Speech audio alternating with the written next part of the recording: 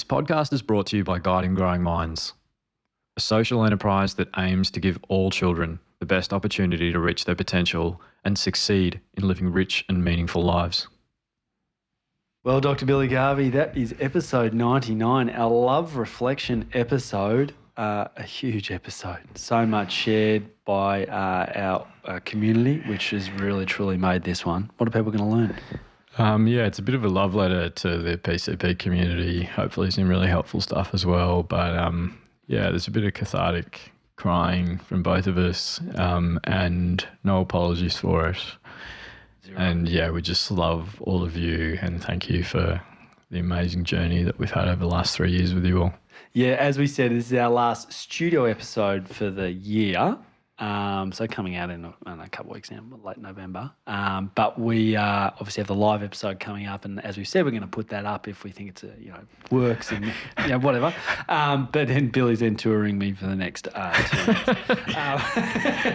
which will be exciting and fantastic. But I hope you enjoy this last studio ep for the year. Dig in, enjoy.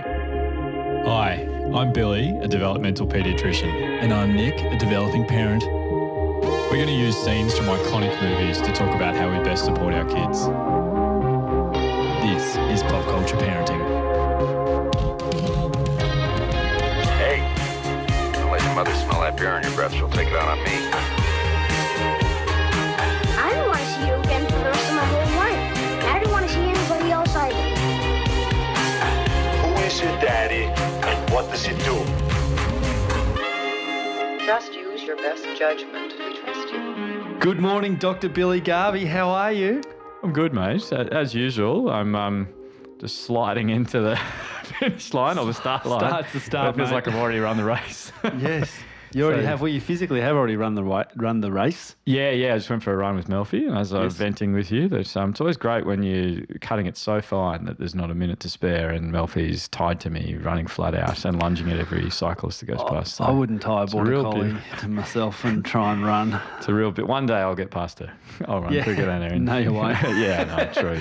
She's quick. But and just had Annalise's on the 7th of 7 12-hour nights. So it's crazy. Like, it's funny with kids because some reason they'll sleep through when Annalise is in the house, but she's here until after they go to bed. So I don't know how they know, but somehow they know. And I've been up just putting all this so-called expert evidence into practice.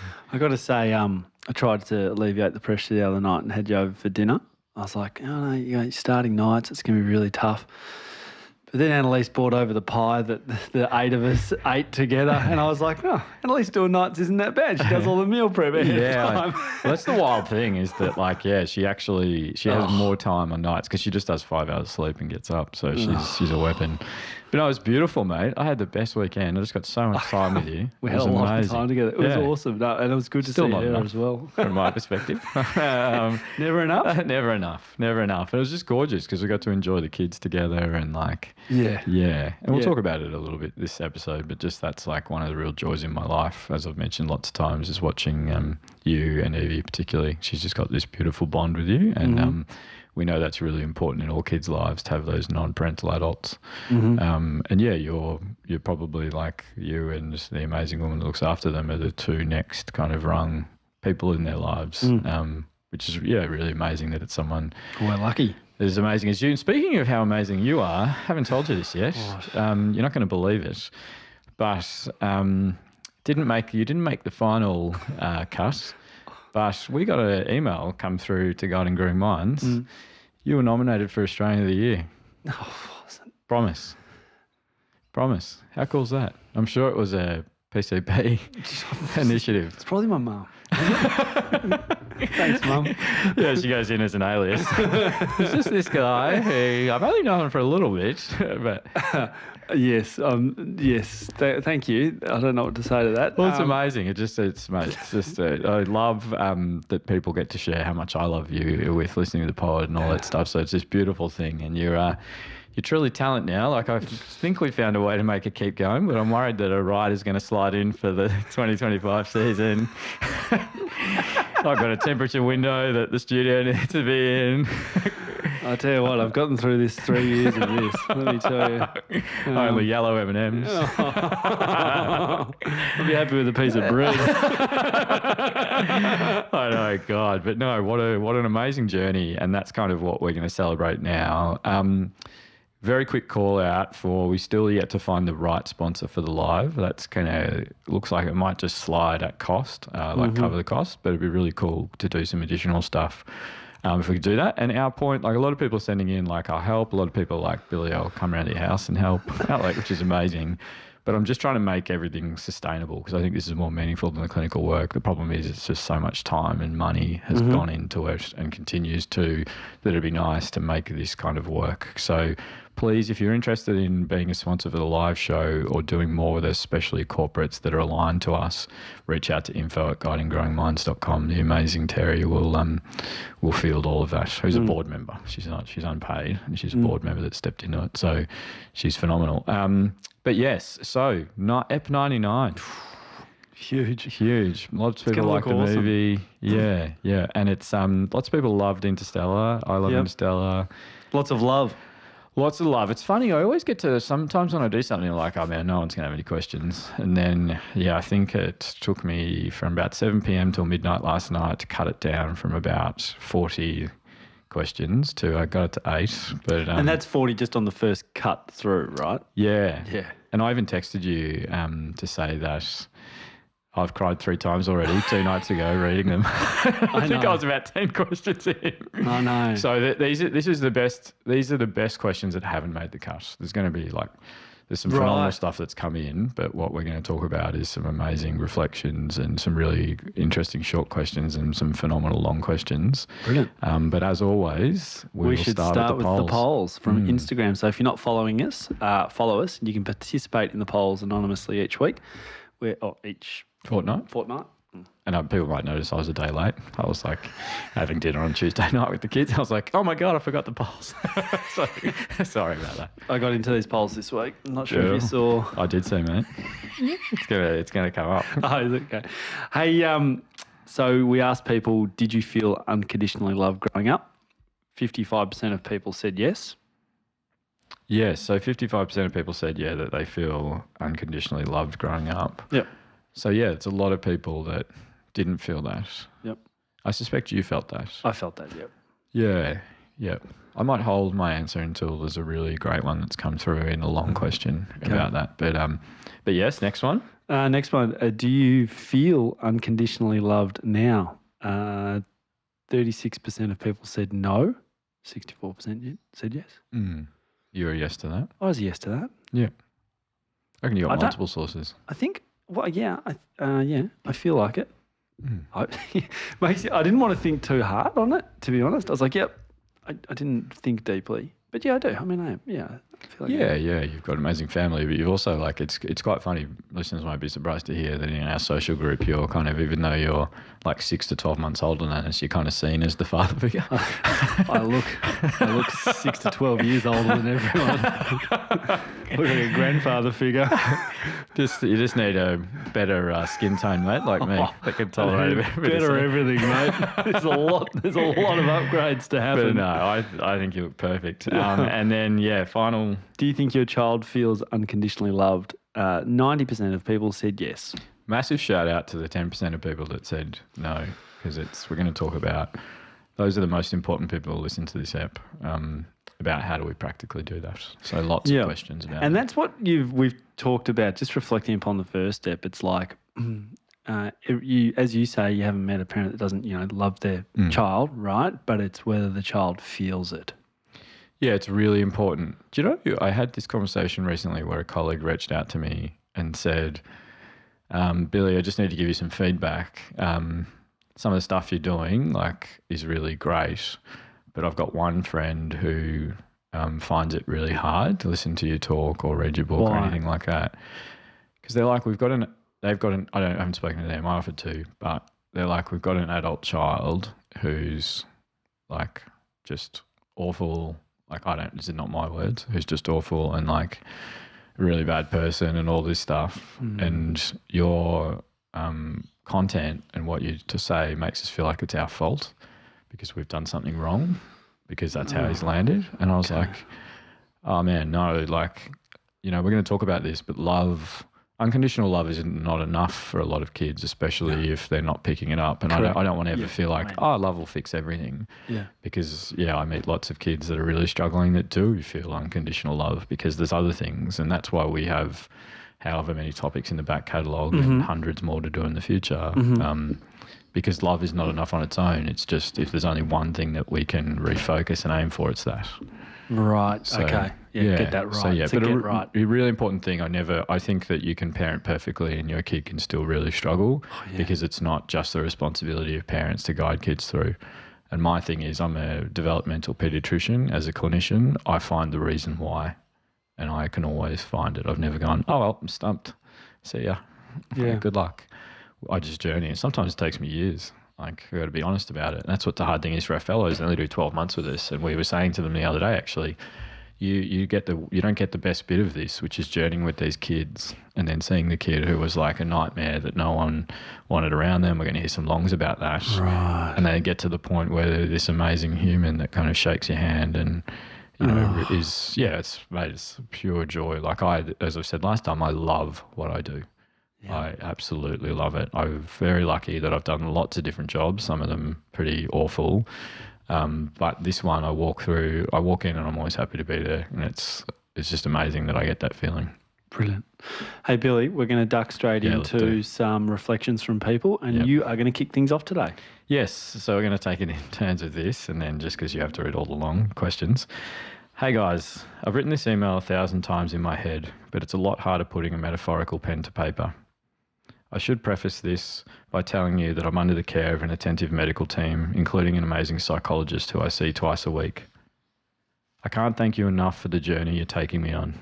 After seeing clips of the podcast on Instagram, I listened to Billy's book in 3 days and have now started playing catch up with the podcast. When my husband and I became pregnant, I began researching how to be a great parent. I felt intimidated at the thought of raising and developing a tiny human and wanted my son's childhood to be nothing like my own. I was raised by an authoritarian narcissist who was ironically trained in early childhood education and development. It was a completely toxic environment where I was gaslit to believe my dad wanted nothing to do with me. For as long as I can remember, I was emotionally manipulated, psychologically abused and physically abused, and later when my stepfather came along, I was sexually abused.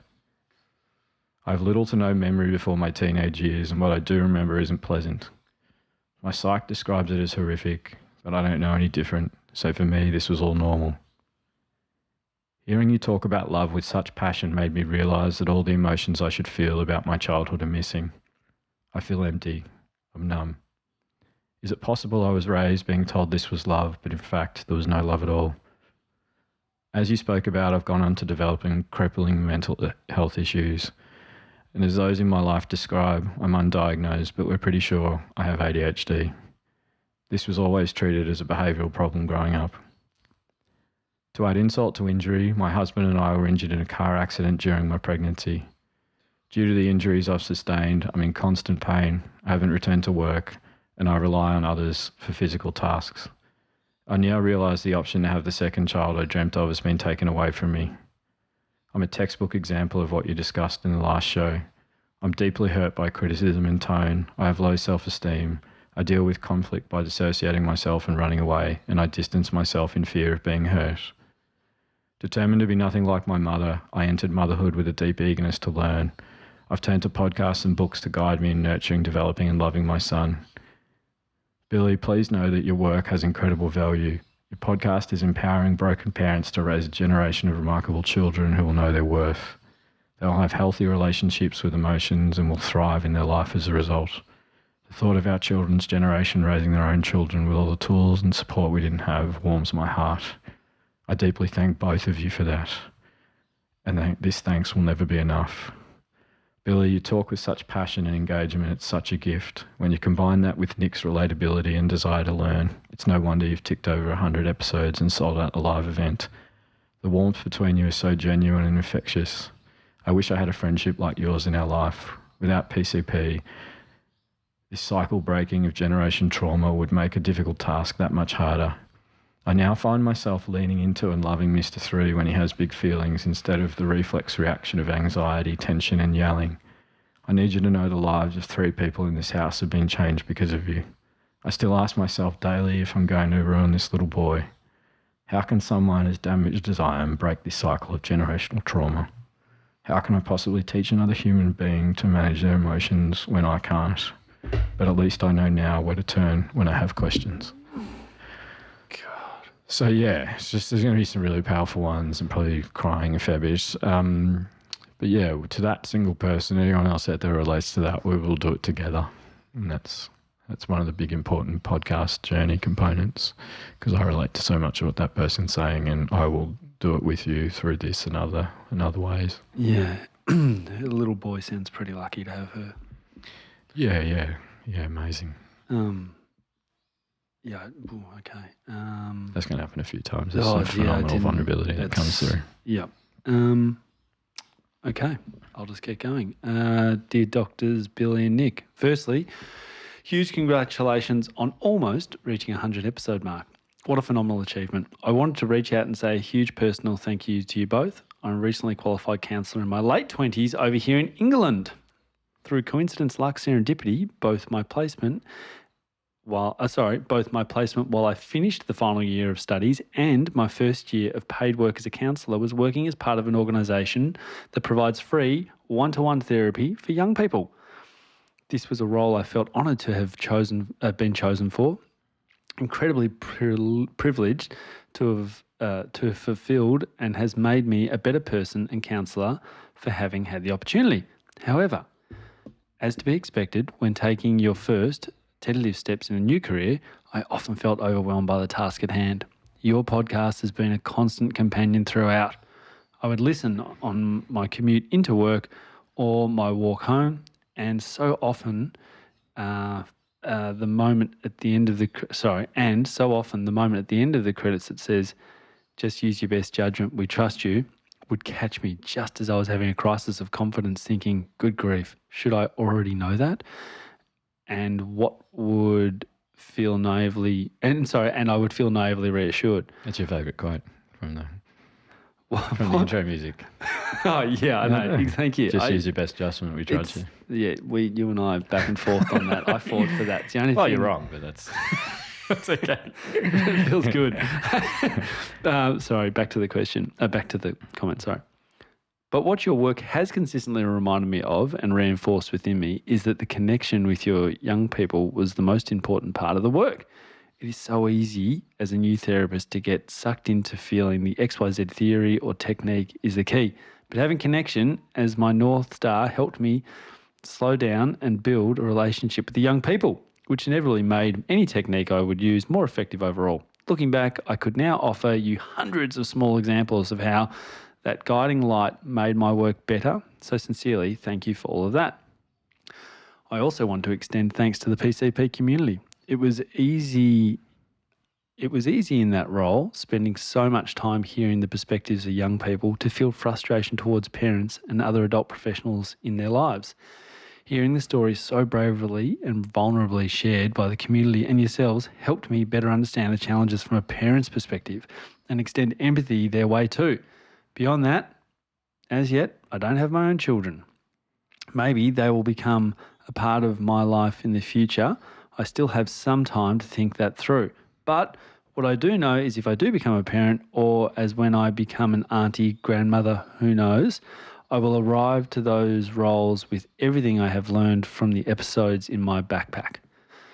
The podcast has helped me consider the type of parent I would like to be, should I ever become one, in a way I never would have done otherwise.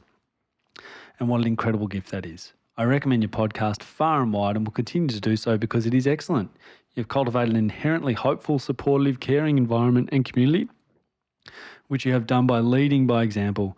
I don't tend to preface sentences in that way because who am I to tell anyone how they should feel? But I am making an exception in this case because I honestly believe you should both feel so proud. I can't thank you enough for having me along on the ride. Here's to another 100, eh? Only joking, folks. Your contribution is outstanding, whatever number you land on in the end, with so much love and gratitude. Just a beautiful thing, obviously, to hear the clinicians are listening, but just that it gives them a perspective of the parents that are working so hard to support the kids that are struggling. And sometimes we can lose that side of that when we're just with the kids. Okay, hi, Nick and Billy. I just saw this message and felt like I had to pass it on to those who deserve the credit. Now, this is a beautiful, you can't see it, but someone screenshot a message where someone said to a friend in a mother's group, if you're free, we're trying to do a PCP movie each Friday night if we're not doing anything. Let me know if you're ever keen. Going to try Interstellar this week. And their reply is beautiful. Oh, yes. I was thinking yesterday I really wanted to watch Interstellar. P.S. I can't say the name, but my husband had such a cute PCP moment yesterday at daycare. He was complimented on his approach with their daughter by the person that works there. And then the person that works there said, pop culture parenting? Yeah. Serious? Really? Yeah, he was chuffed. I just thought, how cool is that? That's just so cool. I just completely butchered the childcare drop this morning. No, this morning me and just being in chaos and the kids like, I look like the opposite of an expert. I was melting down at separating before they were. Anyway, some more credit. I'm a pediatric OT. My work with kids and families has changed dramatically since starting your podcast a couple of years ago. You've given me the most incredible framework to use at work. I'm constantly thinking about three things: warmth and boundaries, demand and support, temperament and developmental skills. My session notes always include trying to find the most relevant of your podcast to send to parents. But most of all, you've changed how I talk with parents. I think about each parent, what are you good at and what do you like, and try to make sure they know that before we tackle anything. Finding the good bits about what they're doing and making sure they know that first. I learnt from you how you talk about kids and families. You'll never know how much of an influence you're having. The ripple effects are hard to see, but I'm a much better mum. 3 girls, man, the self-esteem one changed our family. And therapist for it, most days anyway. Thanks for the sacrifice and hard work. The process and product of the podcast are so needed and appreciated. Brilliant. Number 4. Don't know why. No one needs to know the number. Heineken Billy. I really love Interstellar and loved episode 98. I discovered you guys in June this year and have been on a massive binge listening anytime I'm in the car, which is often as I drive between jobs as an electrician. I've made it through almost every single episode. I now listen to new ones as they are released in hopes I'll one day have a question to submit. Turns out I have a million and get overwhelmed and decided to go back and listen to other episodes for more clues to help me on my parenting journey. Everything I do for my kids is because I love them and want to show them I love them. But I love the new perspective you have for the most important part being they feel love. I'll say that again. The most important part being that they feel love. I was thrown into a parenting role almost unexpectedly some 13 years ago. After navigating the daunting internet dating world, I organised a first date with a single mother. I hadn't really thought it through what it meant to date someone with children and kind of expected to have a few dates before meeting the kids, but after her babysitter cancelled at the last minute, it was either cancel the date or bring the kids along. We chose the latter. The girls were all gorgeous and I had to quickly assess my feelings for their mother as I could feel the gravity of the situation I was stepping into, potential parenthood. As my relationship with their mother grew, I took small steps into becoming a role model in the girls' lives. I showed them my true feelings of love and left the door open for them to reciprocate if they like to. It's beautiful, isn't it? God, that's good. It was all new ground for me, and I learnt so much from my early years with all 3 of the loves of my life. I let the girls call me whatever they want, my first name initially, but as soon it naturally evolved into Dad, and it made my heart sing. There's been a million milestones along the way. 2 boys born into our family, now 9 and 4. The little 7-year-old girl is now 21 in a matter of weeks. Little Miss 4 has her last year 12 exam tomorrow. God. One of my proudest moments came this Father's Day just gone when our daughters gifted me a vinyl record of an album we listened to on CD every week as we drove into the city to collect their mum from university.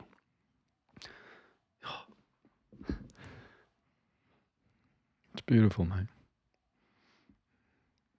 All of us singing along as they glared at the city skyline at night. In the card were words of appreciation, showing the girls what a real loving relationship between your parents can look like. And they aspire to have that loving like ours. I'm tearing up just talking about it. I cried when I opened the record too. Anyway, I don't expect you to read this one out. It's way too long. Just wanted to show you another aspect of showing love, I guess. Role modelling it. Don't be fooled. My romance story hasn't been all Winslow's. Over the years, I've had some Griswolds, and that would make you cringe so hard you would turn to dust. Best I save them for another email. Thank you for all you do. Your podcast has been a monumental in my parenting journey the last 6 months, and I really wish I had it 13 years ago. Hopefully, I'll get to shake your hands one day. Well done, mate. Beautifully read. Yep. And I'll be tearing up a bit for lots of these. And these are all going to be a bit long. This is probably going to be a long app, but selfishly, I wanted to do that because I had to cut so many that I didn't want to, that I left all these in. Okay, final reflection. Hey guys, just wanted to say thank you. As a mum who is parenting two beautiful little girls, nearly 3 and 1, with a good, kind man who just so happens to come from a very broken home. We've had so many chats about how that creeps into his parenting, and because I'm no saint either, it has been hard to break through to him without seeing as an insult. He refuses to listen to anything. He's okay, thanks. He'll just not fuck up like his mum or fuck off like his dad, and it'll be totally fine. He just so happened to catch the Mean Girls episode while we were driving, and when we got to the part where Billy said something along the lines of, "When you're at your worst, what style of parenting do you show?" My husband's face dropped, and it was like something hit him. And when I say it's changed him, I mean it's changed him. Now I get to watch him sit there with his little girl next to him, running his fingers through her hair and speaking gently to her, when not so long ago he would have been closing doors and making threats of bed without dinner. Anyway, thank you so much. I feel like I finally get to co-parent, and it's so much easier around here these days. He asks me about episodes these days and we chat about it. I'll get him to listen one of these days. I know it.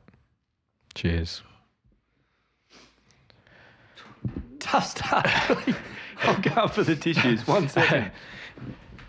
Sorry, it's I probably should have predicted that and put tissues here. Kleenex, or if there's some like environmentally friendly tissue company that wants to be a frequent episode sponsor, please reach out. Because if we keep going, I suspect this is going to become a common practice. Okay. All right, we are on the shorts. And we, okay, let's get we've got a few, but we're going to try and fire through them. Let's do it. We're going to fire through these because we've got some longs, right? Billy's told me to rein him in, so I'm not pushy. Following direction. Billy, how can you tell if your child feels unconditionally loved? Yeah, you got anything for that? No, I've got nothing at the moment. Yeah. I don't know. No. And it's a great question, so I won't stuff it up. You go for it. So they're comfortable to be themselves. Okay. That's what it really comes down to. So they're comfortable to be who they are, express themselves, especially when it's challenging us as parents, especially when it disagrees with kind of who we are or who we want them to be. It's a really important bit of it because we kind of need to lean into kids when they're really doing that and they're struggling, and that's like whether you're the phenomenal classroom teacher that's trying to keep it together while one of them's dysregulating, or the parent that's getting a lot of pushback or something. We show kids that they're unconditionally loved and they'll feel it because we go into them and help them. So a little bit of defiance, because then that shows that they feel like they can. Yeah, they're just themselves. Yeah. We should be aiming for kids to be who they feel they are, who they want to be, and that's okay, no matter what that is. And people will struggle with that sometimes because they'll be like, but he's doing something really bad and all those things. But the connection always comes first, and we show them in those moments, and we talk to them about how much we love them and all that stuff. And we've got requested to do a role play, which we'll do on this. But kids, the only role that any child has is to be themselves. They're meant to be a child. They're not meant to be respectful. They're not meant to do anything. They're just meant to be themselves. And our role is to give them the path and the room to do that and the support necessary when they start to fall down. Okay. That's how a kid knows. Okay. Thank you. How do you teach your child about unconditional love? Yeah, so it's a really cool idea to think about that. And it was interesting because I think you can, when they get to a certain stage, like primary school, talk about this is what love is. Like, I think that, the framework of commitment, passion, and intimacy is a really beautiful thing to think about. Also, what love isn't. Like, love gets used and abused a lot in toxic relationships, and you have to do this for me, or this is what it looks like, and making sure that people don't mistake that. But even at a young age, I talk a lot about love to Evie and talk about what things I love, which people I love, why I love them, how I love them, how it makes me feel. And she's 3, but she knows that. And it's really important. Like, I think we've got a question about, can you say it too much coming up? But I specifically tell her that I don't need her to say it back, and I will love her no matter what. We had a lot of people send in, but then they say, well, what if I like young kids? And they go, even if I poo on your head? It's like a lot of people send in stuff like that. And it's beautiful because what they're doing is exploring it. They're being like, God, really?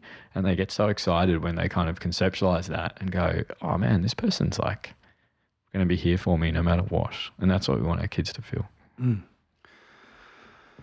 Do you think it's true that you can't love until you love yourself? What do you think?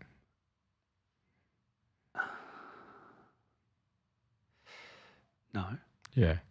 I don't think I'm that's proof true. of that. I love you. I love my kids. You don't love my yourself? partner. No, I don't love myself. Why not?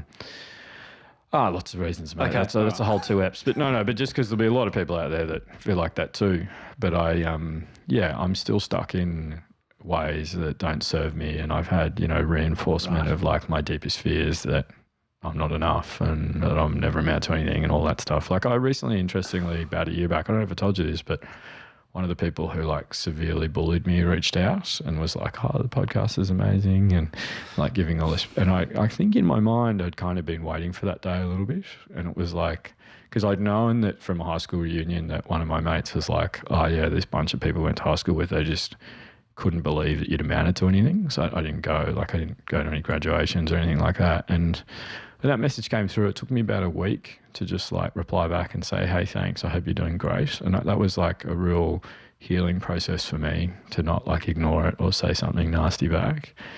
But I've still got such a long road to journey on that. And I know there's a lot of people that listen that are like, sometimes you make it feel like you've got to have kids or a loving partner to kind of have a good life or things like that. And no, those things complement my life. But what I'm working towards is that I will be enough for myself, and that self-love probably deserves its own, topic next year about how do we build that in people. But I've just got some really unhealthy stuff that like therapists help me work through, where I was just, came up in scarcity and struggle, and it defines me now. My dad used to say, you do difficult better than anyone I've ever met. And I still define myself by that, and it doesn't serve me anymore. But my whole life is like that. It's just pressure and challenge, and I don't celebrate any successes. And when people criticize me, they're right. And when people congratulate stuff for me, they just don't know me well enough. But it's not to unpack that. It's just to say that I know there's listeners out there that are feeling like that, and I'm there with you. Well, I think you're plenty enough. So I'm sure that's not going to paint over and make you all say of a too sudden- much. You're a lot. Yeah, But yeah, totally, like, mate. Yeah, so- but you help me. You help me, and Annalise helps me in that healing process. Like, Yeah. and this podcast helps me. Like, Yeah. I put so much into this podcast. You do. But like hours every day, but AV1 and Ivy Street and all things, all creatures have helped in a massive way. And so is Just Add Colour and other people. But I still pour so much of myself into it because I'm so passionate about it, and I love it, and it makes me feel like I'm giving something to the world to say thank you for all the privilege that I've had. Okay. Hey, Billy, how can I help my kids love each other? So, really good question. Specifically, what are the 3 things? Commitment, passion, and intimacy. Yep. because you should do a matrix on this, by the way, of like, because what I thought was interesting was you're like, passion without commitment is lust. Yeah, I'm exactly. sure there's lots of other. And lots of relationships lose things passion, don't they? Like the marriage that's been going for a long time and the passion's gone, but they have commitment, obviously, because they're still committed to each other. And a lot of those relationships still have beautiful intimacy. Intimacy, yeah. But with siblings, it's really important you scaffold opportunities for them to be intimate with each other, to have things that they just share with them. They're beautiful things about each other that they celebrate that no one else is a part of. So scaffold opportunities for that with the girls. It's something that's interactive though. Yeah. So it's not just, we talked about this, like loving sport is one thing, like watching it is one thing, but actually doing it together is the doing difference. stuff and the stuff that both of them are interested in, both of them want to get better at. That mastery over performance stuff is really important. It's not the gold star or the medal, it's that you're working on mastering this thing. So when they wanted to paint miniature furniture this morning and I made it feel like they'd asked me to move mountains, I probably should have just been like, yep, you guys can do it together, as opposed to like, I didn't crack it, but I was like, oh, all right. I had to set up all the paint and all that jazz. Yeah, totally. Yeah, I mean, it's fine to get frustrated by it, but it's just really important to prioritize it. Siblings, like we did that episode in the past, but it's really important that we protect sibling relationships and we own all the conflict and we own all that. We take it away from both the kids and also the responsibility. No kid has responsibility. Evie starts now, like when Charlie's about to go and do something he shouldn't and take him away, she'll go and grab him. And I'm like, you don't do that, gorgeous. Like, that's not your job. Your job's just to enjoy him and celebrate him. It's my job to put boundaries up. So it's a really important bit because I don't want him to see her as like someone that's a parent figure or someone that stops her doing something. I want him to see her as an expression of joy that celebrates him. And then the passion bit is really important as well. Set up opportunities. I need to do that. Mate, you and the girls did it. Remember, I wonder if you remember it. We were on like a little kids scooter park. Yeah. And remember, you were filming them and we didn't catch it. We just stopped and we were both enjoying them do laps. And they were playing tag and Ronnie was catching up to Evie and Evie just like shrieked in delight, didn't she? Do you remember that? Yeah. So that's helping them love each other. That's forming a beautiful, intimate, passionate moment. Yeah, it was awesome. Yeah, and that's what life is about. And scaffold it between kids. Think about that. The commitment bit will be there because they're siblings and they live in a home together, but it's really important that we scaffold intimate and opportunities to have intimacy and passion between our siblings. Okay. Do kids need to hear I love you? My husband struggles to say it. Yeah, it's a funny one, isn't it? Because do you say I love you to the girls? No, I don't. No, I know you do it a lot. I try to show them. Like, anyway, no. Well, no, I don't answer your question. Not like... I think it can be a helpful thing to just say so that it's like a narrative. Okay. And like Annalise doesn't really say it either, but Annalise is phenomenal in how much she loves them. And, she's very good at being so much better than me, not being erratic and all that stuff. But I think it is a helpful thing to just say. And I think that a lot of men really struggle with it because it feels like a weakness and we need to push back against that. So I think it is a helpful thing just to get comfortable. But, often there's a lot of stuff you need to go through from your own childhood before you feel comfortable saying that. Okay. I'm an OT. How do you help parents find passion in their kids? Great question. Great question. Yeah. Yeah. It can be hard. It can be hard. Yeah. So you just explore who they see them as. Yeah. Who do you think this kid is? Like, what do you think they love? What do you think they're good at? Curiosity. But then, so that normal two-step that we talk about in clinic, but then emphasize the priority is to lean in on those things that they think they're good at, those things that they really enjoy practically. Like mums, I meet a mum every week, I reckon, that's like, that's not really my role. My role is to like do all the laundry and get all the meals ready and make sure they've got everything they need. It's dad's role to, get down and tumble around with them and go for a kick and all that stuff. Whereas we should just try and do that if we can. And there wouldn't be many people that get less time per day with their kids than I do, but I prioritize that so much so that the rest of my life is falling apart, like in terms of just in the house. And Annalise holds all the weight despite how much she works of like the house functioning. But I come home and every single time I roll into the house, I am genuinely, passionately excited to see them. And I have tiny little moments that last a couple of minutes of intimacy because I know how important that is. Yeah. Yeah. It's what we do at the time. It's not how much time we have with them. Because also, like, it's really hard to have long hours and hours with kids. Do you know what I mean? Like, the educators out there, especially the early childhood educators, are phenomenal because it's very easy to make me look like a superstar when I have limited time with them because I use it well. But it's less time to be frustrated, to be bored, to, you know, be checking my phone all the time. So, but it's a really important thing to just prioritize. Make sure parents know how important that is scientifically. Okay. I'm moving you along. Yep, sorry. No, don't apologise. Is it possible to spoil a child with love? No. Is there... No, okay. There's no... No, I wouldn't have thought so. No, it's impossible. So if you go back to the parenting style, there's like concerns about permissiveness, but that's completely different. Yep. That permissiveness of always being warm but letting get away with everything is different to love. Yeah, I'm a cool mom. Yeah, so really different. But no, you cannot. You will... It is impossible. And so there's a lot of like research and that backs that as well. Okay. Why do abused children still love their parents who use conditional love? Yeah, it's true. It's very true.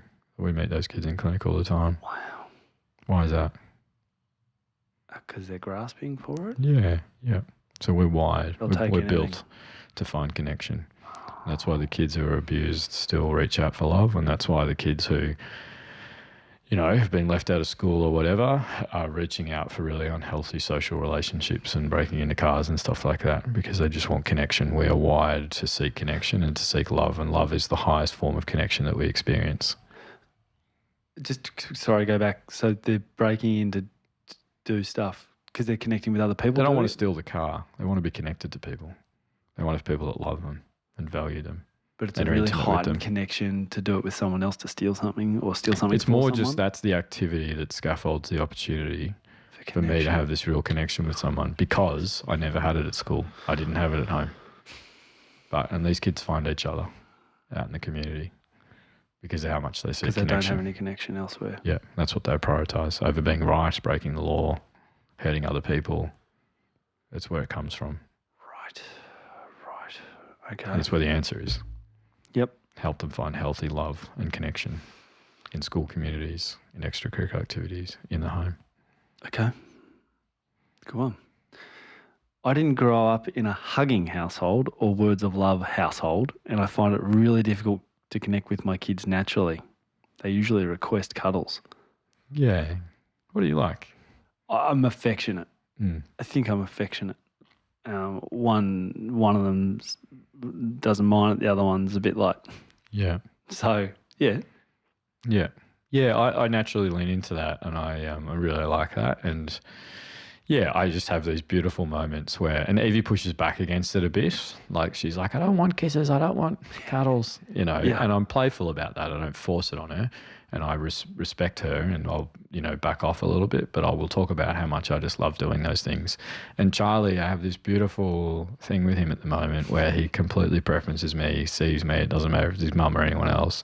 He just wants to be in my arms. And it's funny, I think initially what I found myself doing was like, and I still do a little bit, getting frustrated because I have came around everywhere. I was about to say, but I spent a lot of Saturday with you. And I'm like, it's so beautiful as we sit here on Thursday morning, but yeah, you did an amazing job. Yeah, he just wants me to carry him around the whole time. He just like, no one else. Doesn't matter if Annalise can't carry him. I was standing next to you and he still wouldn't. Yeah, and he's like 16 months and, you know... But it's really funny because you know what I find myself doing that I never did to Evie? Yeah. I get frustrated and I go, mate... I have to do other stuff. And I reckon it's because he's a boy.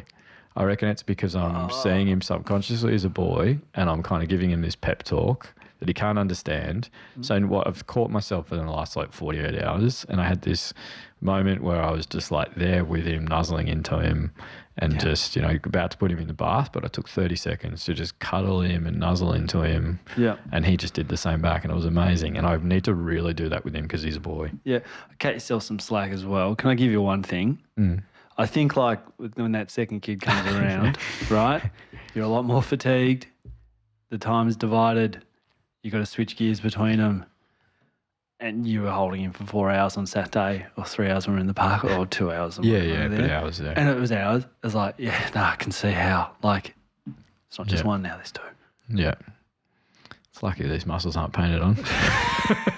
I get someone say the other day, someone says, doing my sport, whatever, someone goes, you got that real dad strength, don't you? I was like, shut up. He goes, nah, the guy goes, nah, it's real. I noticed the dads are they've got a dad strength. I'm like, really? Yeah, and he's like, nah, it's dad strength. I'm like, right. You've been rolling a fair bit lately. I have. I had a couple of people say, you got dad strength. Yeah.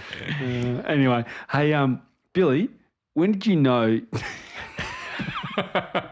It's so funny because I put stuff in knowing that you're probably not going to have time to read it. Billy, when did you know you loved Dr. Nick? Was there sunshine on strawberry blonde hair at the park? So it's funny because when I fell in love with you, proper love, was doing laps with the girls years ago around the neighbourhood before this podcast was born of that. But I remember the first inklings of passion. And it was, we were sitting at a pub and I'd hung out with you a fair bit, and listeners will love this. You rolled in a velvet suit. What were we doing? It was, you'll know the pub in Collingwood, and you rolled in just near the train station, and you rolled in, and we were all been there for a bit, and you'd come from something. I don't know why, but I think maybe if you got this maroon velvet suit. Yeah, and you just looked spectacular and you just were so excited. And yeah, it's one of the amazing things about you is just how much energy you bring to everything physically, and your attire. Live shows going to experience that quite intimately and passionately. but yeah. Live shows will do that. When did I first realise I loved Billy? I remember that.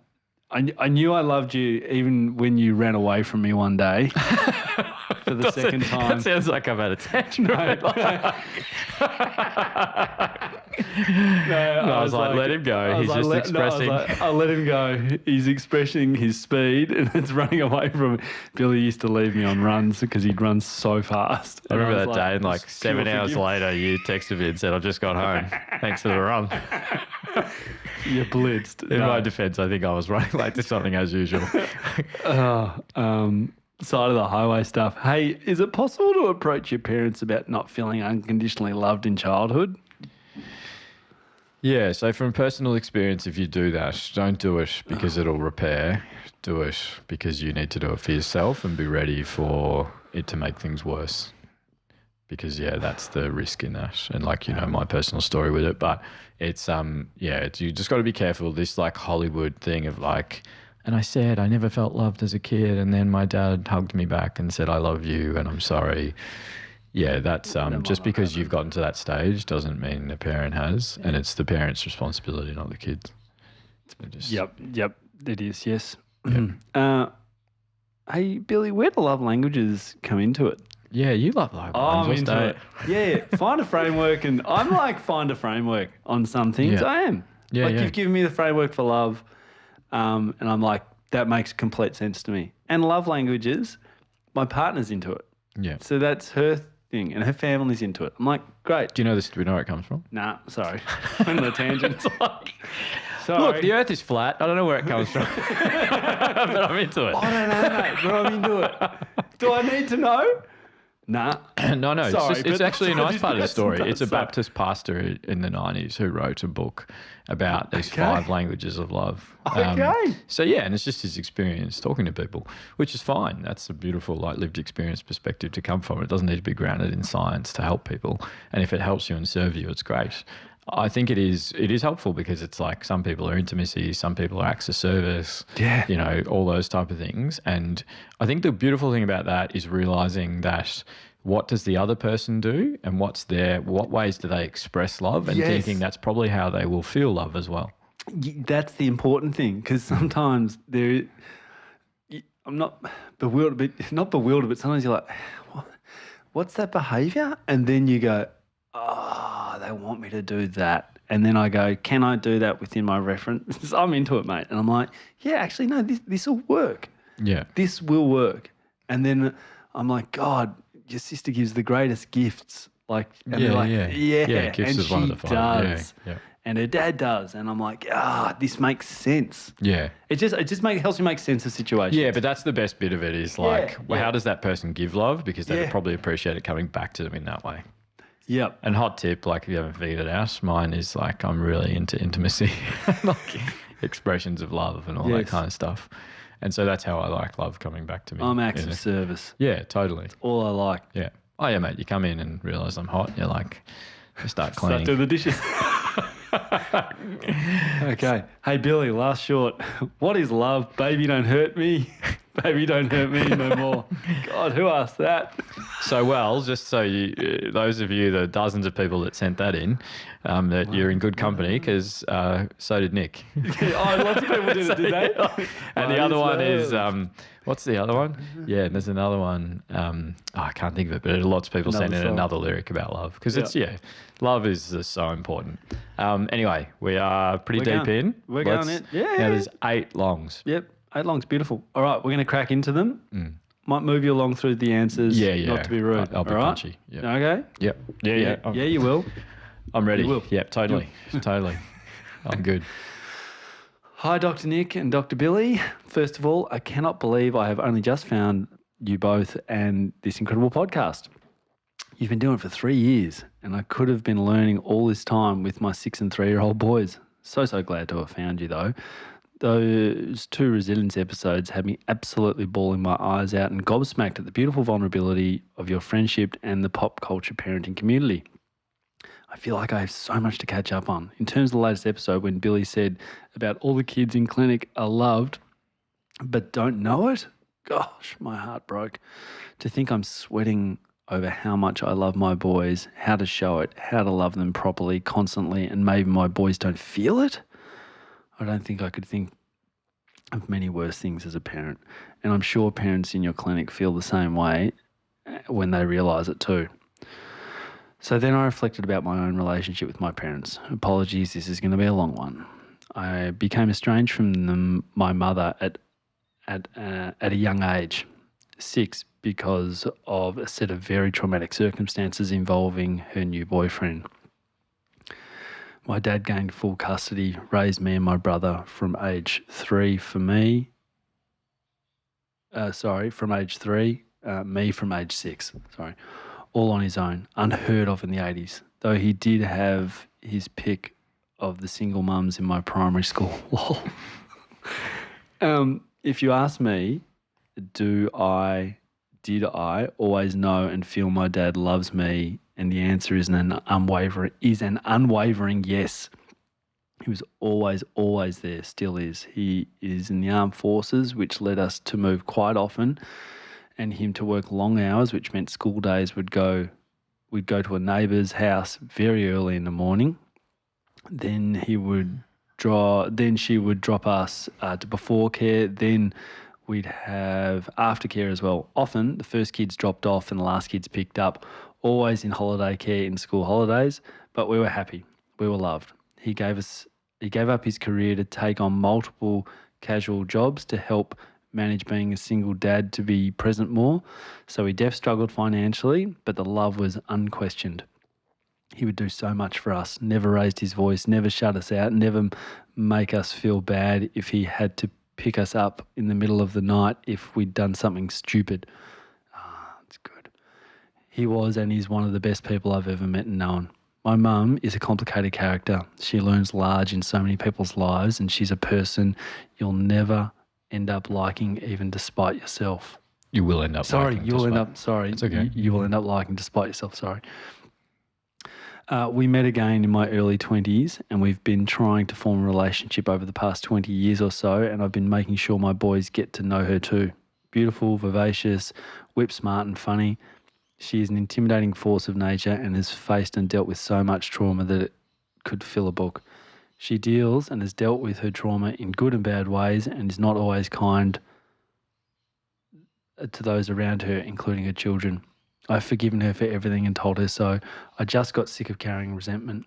Becoming a mum helped me really pull down the curtain to reveal just how incredibly hard the parenting thing is, especially without loving, kind, supporting family, of which my mother never had any of. But if you were to ask me, or have I ever felt the love of my mother, and although it would pain her to hear it, this is my answer, is simply no. I know she did and does her best. I can conceptualise that she probably does love me, and that she tries to even now in her own way, but does it actually feel like love to me? Not really. So in terms of how did I make sure my kids feel the love, I try to model my dad as much as I can, just being there all the time, being predictable, non-judgmental, calm. This all seems to be supported in the things you've said so far and what I've listened to on the podcast, but I still do worry. And what are the biggest ways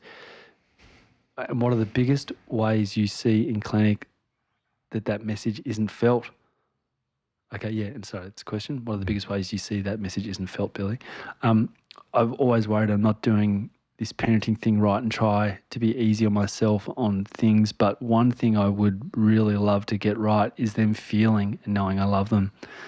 Thanks if you read this whole thing. Feel free to cut it down if you intend to read it out. And thank you if you never get to it. Thank you for this podcast and the book and the content you're both putting out there in the world. Feels like the missing piece in what I've been searching for in my parenting toolkit. A massive thanks to your parents for the parenting load they take on so you can both do this. Keep up the good work. Yeah, our partners are amazing. Sorry, partners. It's I okay. butchered that. It's okay. No, you read it perfectly. And the everything gets absolutely read. It's just important. There were some really phenomenal things, and you influenced me, and I share that like in the way that I structure what we're going to do in the future. So just there's a lot of phenomenal stuff that didn't make the cut because it was just too many. When's the most important time to love a kid? And think about the kids that I see in clinic that are struggling. When they're at their lowest? Yeah, and what does that their lowest look like? When they don't, when the world's against them, like, I don't know, when they feel isolated. Yeah, and what are they doing? Behaving badly. Yeah. When's the hardest time? When they're behaving badly. Yeah. It is the hardest time. Yeah. I don't have challenges like 10 of these people have thrown up in these first 15 questions. I don't have those. We're not better parents, though. We've just got easier kids. No, sorry. I know you know that. Yeah. And I'm just saying, these parents are dealing with so much more than Yeah. I am, and it sounds bloody tough, and I can't do. When's the most important time that a kid feels unconditionally loved? When they've done something wrong? Yeah, when they're struggling. When they're difficult to love. Yeah. That's what all of us want, don't we? I don't want the love to be conditional on me being compliant or nice or whatever. And the kids I meet in clinic, the biggest thing that I see is that the love is unintentionally conditional on the kid being a certain way. And the hardest time for us to love our kids is when we don't see ourselves in them. We see someone that's foreign to us, that has different values to us, and is not on the path we want them to be on. No. But that's not our choice. And if we truly unconditionally love our kids, we will actually love them even more in those moments. Oh, it's so hard. Yeah. Parenting's hard, but the payoff of that is huge. So if you can do that, there's not much else you can do. Okay. And just leaning in when they're struggling and saying, I love you so much. We actually got asked, I must have accidentally cut it out of the shorts, but we got asked to do a role play of like how to do that when the kid is struggling. And without taking up too much time to do an actual role play, it's really about like, hey, I can see how much you're struggling with this. I'm sorry you're having such a hard time. I love you so much and I always will. And I want to know how I can help you. That's the frame. Great framing. Yep. Whether it's the toddler who's struggling or the teen who's losing it. And remember how love guides us. Yeah. Love is the difference with a baby who's crying in that we want to soothe them versus we want them to stop crying. The toddler who's having a meltdown, we want to connect with them and help them handle those emotions, not stop them having those emotions or make them say sorry. The teen that's exploring who they are and pushing back against boundaries and challenging us, we want to help them know that that's okay, not make them comply or respect us. That's how love guides us, from little babies to teens. Good. I will keep that. I promise I won't be so long and all day. That wasn't long. Let's keep going. Hi, Dr. Billy and Nick.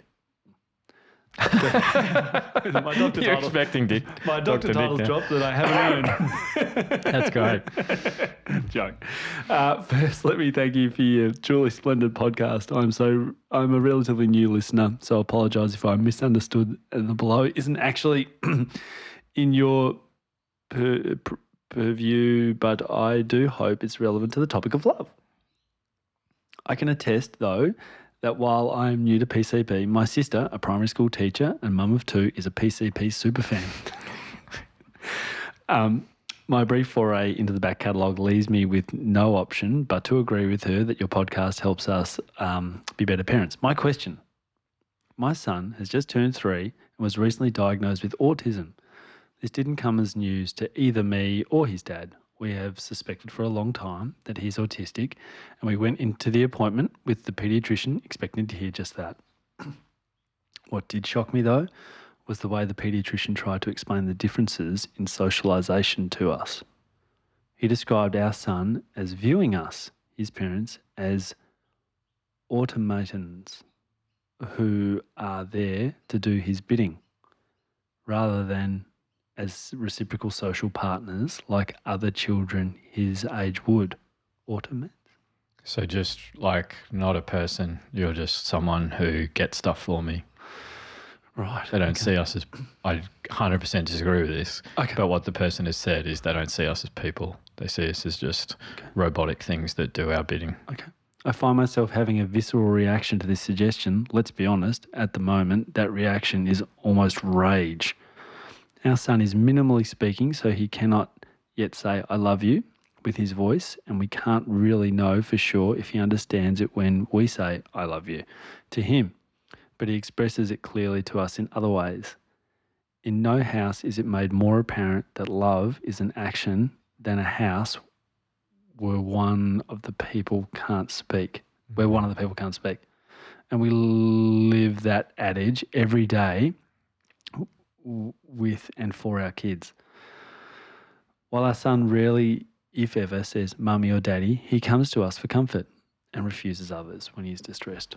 While he doesn't often run excitedly to the door to see his dad when my husband gets home from work, he will, when he has had the time to process the change in the environment, walk over to him and acknowledge him in his own way. While he may not like being touched by his younger sister, he hand leads us to where and when she needs something. When he was unwell and watching the Wiggles video from my lap, he took my hands and performed the action over his chest that they do when they sing the words, I love you. I knew fiercely in that moment, as I do every day, that my son not only loves us, but feels love by us, even if he expresses it in ways that look different from other kids his age. I know this deeply, just as I know that my neurotypical daughter loves us and feels loved by us, something no one has ever cast doubt on, by the way, even though she is too young to be able to say, I love you either. How do I advocate for my child and demonstrate to him and others that he is loved, knows he is loved, and shows love in valid and valuable ways? I did not grow up in a house that demonstrated unconditional love, but I feel one way of showing unconditional love is my children is by instilling in them both that they deserve to have their feelings and their relationship acknowledged, however they might express them. While we understand that our son will likely need help into the future to learn how other people express their emotions, his ways are also valid, and I feel a deep obligation to fight for him on this. Perhaps others will think I am being selfish in my desperation to convince people that my son loves me, or perhaps they think that I am just kidding myself. But I feel so vehemently that the expression of love are genuine, and that while my son has many areas in his life that he needs support with, feeling and knowing love is not one of them. There are real-world implications for my son if he is branded incapable of love, intimacy, friendship. And I'm doubtful that his paediatrician is the only person we will come across who will demonstrate this attitude towards him as he grows older, be it from other clinicians, teachers, parents, other children, members of the extended family, etc. Critically, I'm concerned that if he is told that the ways that he expresses and feels love are illegitimate or lacking often enough, that he will begin to believe that to be true, and that this strength that he has will be taken away from him. Any advice you have would be great to help me, and I would be most appreciative of any insight you can offer. Apologies for the essay, and many thanks to you again on what you do. Your episode on neurodiversity and kids who are different are now my go-to resources to refer others to if they are curious about kids like my son, and take some of the advocacy weight off, which, as I'm sure you can understand, is appreciated more than my words can express. Many thanks. Yeah, I mean, you have a connection in your life who's struggling with that. And this is the challenge with us bringing the best out in our entire community, is understanding that kids who are neurodivergent, like that child, we are more vulnerable to stuffing up how they express and receive signals and feedback, and love is the most important one that they should feel and know that they're expressing and we're catching it. And that mum phenomenally demonstrates lots of examples. The beautiful example of, like, he doesn't rush to the door when dad comes in, but when he's ready, he goes over to him. And that's the thing. Like, the biggest vulnerability we have as a community is that we go, well, no, this is how I do it. That's how you should do it too. And neurodiversity is understanding that there is so many different ways that we will feel and express things, and we should be very open and think about, if I'm struggling to connect with someone, it's probably not because they're not capable of love in terms of giving it or receiving it. It's probably because I need to increase my capacity to see the different ways that might happen. Gotcha. Yep. And that's like every single kid is seeking connection and love, including kids that are non-verbal, including kids, you know what I mean? From the moment babies are born, they're all like that. Program. And we will do that for most of our life. The people that are like, I don't need anyone in my life. Remember, we had some comments about that of like, you can't be alone and not lonely. Those are people that have just decided that the world is so painful, or that, this is the tough exterior I'll put out there so that I don't get hurt. And realizing as well that we just need to think more broadly for those people too, and be a bit more gentle and open. And that's the answer. And there's a beautiful reflection that's like the third last one that we'll give. I'll save it for then. Okay. Hi, Nick and Billy. My husband and I are fairly new to your world. God, imagine a world that we had. Well, yeah, there's merch coming, so it will become a bit of a world. I wish we'd known sooner. Makes me tear up just thinking about how I could have used this podcast the past few years. I want to email in, as I know I'm not alone in my journey. In fact, it's quite an epidemic in our country at the moment.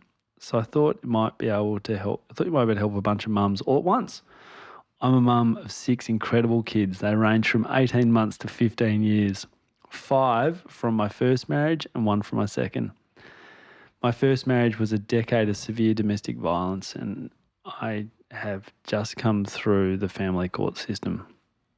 I'm not sure if you've had much to do with it, but you may have heard through your work that the courts don't often acknowledge domestic abuse, emotional abuse, and coercive control towards children. In fact, you're often advised not to bring it up. It is changing, but too slowly. It's dire and it's bleak. While our own home is now a safe and loving one, some of the children are ordered to continue to spend time with their abusive parent. The time of abuse while in the other home leads to severe breakdowns and lashings of emotions when they return. Screaming, punching walls, kicking, crying, unable to sleep, the list goes on. It's not okay for them to go, but unfortunately it skirts in the grey area of police and child services where they just can't do anything. It can take anywhere from days to a week to self-regulate and then to start the process again. The behaviours are also pushing my husband and myself to the end of our mental capacity, trying to give grace and love and allow behaviour they are not meaning is so testing. Right? My question is here somewhere.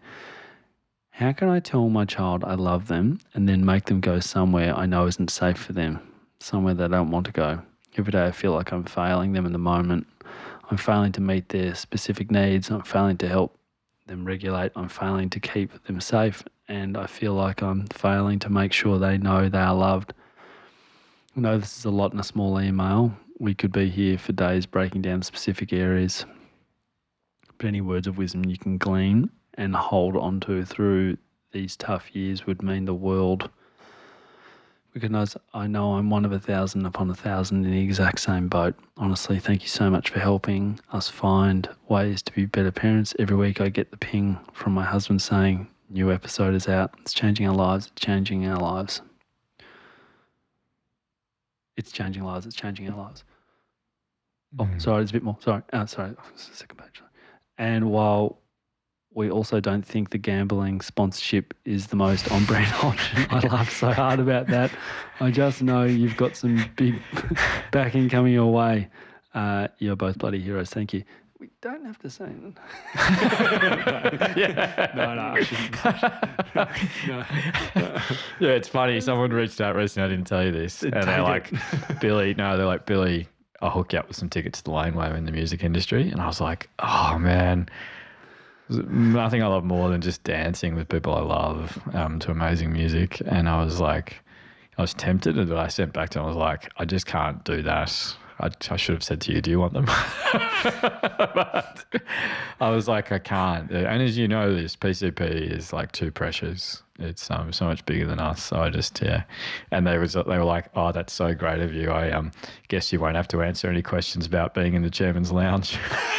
Which is this big political thing in Australia at the moment about like people getting stuff, for free, but assuming that you'll get something out of it. So yeah, we're just trying to do this as a community. So it was beautiful to get that request.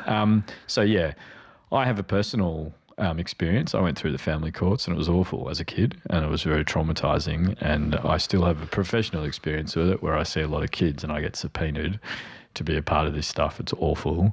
And yes, there are thousands and thousands of families and kids that experience this adversity in the world currently, and it's awful. And I meet these kids in clinic, and sadly, sometimes the kid is missing from the priorities and it's about which parent's going to win, and they're just tearing the kid between them, and it's horrific. But once again, through all of the stuff we've talked about, gently validating the frustrations those parents have and all this stuff. But yeah, I saw a family this week who are really struggling with this, and it's just a point of hurting the other parent through the child, and it's awful. I think that what this parent is doing is phenomenal, trying to give yourself capacity to always have grace and love like you are, to understand that there is a reason for those behaviours. There is always a reason, and you have a pretty good finger on the pulse of why. Circle of security is a phenomenal approach that we've talked about in the past about how do we be safe harbours for our kids, including when we know they've got to go out into a storm that we can't protect them from, that they know they will come back. And we sometimes, as we said last time, we don't build resilience in those kids, we prioritise healing.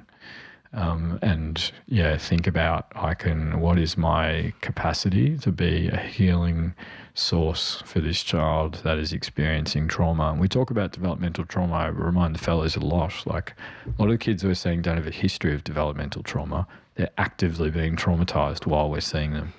And it's a really important thing, especially when we can't suddenly stop that trauma, which is what this parent's talking about. And we should probably go back to that in a future topic because it deserves hours of attention about how do we protect those kids. And I know that there's a big group of people wanting us to address that.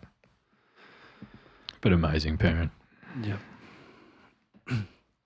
Hi, Nick and Billy. Firstly, as I know everyone says, thank you for all the work you do and sacrifices you make to bring the podcast to us. When reflecting on love and the components that go into it, it is fair to say I love the podcast. I listen to it when I'm by myself and it feels intimate to spend time with you and think about deeply personal topics. I'm absolutely passionate about it, and there is not one parent I meet who I do not recommend the podcast to. I also feel committed and look forward to listening to it every new episode is released. Anyway, enough about my love of the podcast and on to the love of the children. The episode came at a very opportune moment for me. I've recently returned from a long week trip in Queensland with my parents and my oldest son, who recently turned 5. My son and I had such a lovely time together. We had ice creams and watched the Paw Patrol movie numerous times. We spent hours on the beach together, and every time it was tired out and the shallow pools would form, we would spend ages floating around being a stingray family with our superpowers. When we got home, we were telling my husband about the trip, and my son goes, and next time we go to Queensland, I want it to be just me and Daddy and his younger brother and my parents. No mummy dummy, she's the baddie of our family. My husband responded and said, no, she's not. She's a wonderful mummy. My son then responded and said, no, I don't love mummy. This is something he has regularly said since he was about 2.5 years old, and every time it breaks my heart. I grew up in a household where my mother wasn't abusive as such, but she was cruel in many ways and would often be unkind and uncaring. If I ever got upset, I was met with, you don't love me, I do so much for you. Or she would just make me tell her I loved her, and when I did, I wouldn't have said it in the right way, and she wouldn't talk to me for days. It's taken a long time for me to admit to myself that I don't love my mum, and a lot of time in therapy for me to come to peace with how I can still have her in my life, but also protect me and my family from her. When I was pregnant with my first son, I had very bad prenatal anxiety. I also had hyperemesis, which is just lots of vomiting. Okay, which didn't help. But my biggest concern was that I would turn out like my mum. When my son first started telling me that he didn't love me, there was a part of me that was almost proud that he felt comfortable enough to say that. Over the years, I have excused it to myself as he wants a reaction. The only reaction I would give him is to tell him that he doesn't have to love me, but I will always love him no matter what. He's been upset that we don't get enough time together. I carve out time for us to do things, just the two of us. I try to show him that I keep him in mind when he's not physically with me. And lastly, that he doesn't really understand what he's saying. All these excuses are getting harder to believe, and I'm now trying to face into the fact that he maybe doesn't love me and I have done something wrong. The hardest part of that, though, is that I don't know what I have done wrong, so I don't know how to fix it. I have a MCHN. Maternal and child health nurse, up there with GPs, most important clinicians. Who used to say to me, come back to the baby in front of you, as a way to try and help us not get too caught up in what time it was or when the last feed was or whatever, and just respond to what your baby is showing you. My son behaves as though he loves me. He's affectionate with me. He chooses to spend time with me. He's happy when I pick him up from daycare. He does have a preference for his dad, though. My husband and I have both tried to talk about it at various times, and he refuses to say why he doesn't love me. In my less generous moments, I blame my husband. I say it's because he's such a permissive parent, and of course, in comparison to him, I seem like the ogre of a mother who makes him brush his teeth and put his dirty clothes in the laundry. In my darker moments, I'm convinced that he can sense something in me that makes him not love me. The thing is, I worry about a lot of things and whether or not I am getting them right, but there is no shadow of doubt in my mind that I love my children unconditionally. If you've made it this far through my essay, thank you. And my questions are, do I trust what my son is showing me, or do I trust what he's telling me? And following that, what do I do differently? What have I missed in terms of showing him that I love him and helping him feel loved? Thank you for all you both do. I'm immensely proud of you. You should be immensely proud of yourselves for the positive change you're creating. I have mixed feelings about sending this. On one hand, I feel very much like an overshare, but not only do I desperately want to know how to improve, I also hope if there are other people out there who maybe didn't feel like they could say this, that it will help. Thank you again. How do you feel about listening to that? Yeah, that's tough. That's been going on for a long time, and that the parent's starting to sort of feel it or can't It feels like they're kind of getting into their tether a That bit it's with not it. just this knee-jerk thing, it's justified and there's Yeah. a reason that he's saying that and he truly feels like he doesn't love her. Yeah, and so much obviously going on for mum with her mum, and like the thing of the dark thoughts about, or maybe they're sensing something's in me. Yeah, it's the most important bit of that question. That's why I go, oh, that. Why do you care about that? Why do you care about a parent who's like reflecting on their own childhood and thinking that the kid realises there's something that's something unlovable in mum? I mean, that's just such a dark thought. Yeah, And why is it there? why is it there? Because of the connection with her mum. Yeah, because of her own childhood, the Yeah. framework that she was set up was that, Yeah. you know, love is conditional, and she's worried now Right. Yep. that it's coming back to her again. That there is an unconditional love, that her child doesn't feel it and she doesn't receive it from him because it's opening up this wound. You're going to give the answers, yeah. But like, I think that I'd just say the mum should hold on to the fact that she goes, that my kid shows me love. My kid seeks affection. Yeah. Is affectionate with. And what else? Gets frustrated that he doesn't get more time with her. Yeah, and is happy, pushing back. So all those things you talked about sounds like what a kid says and what a kid does. Yeah. I'd take the does. Why do you think he's doing that? Which part? Saying, I don't love you, mummy. I'm seeking attention and connection, like actually just wanting to hear it or feel it or something like that.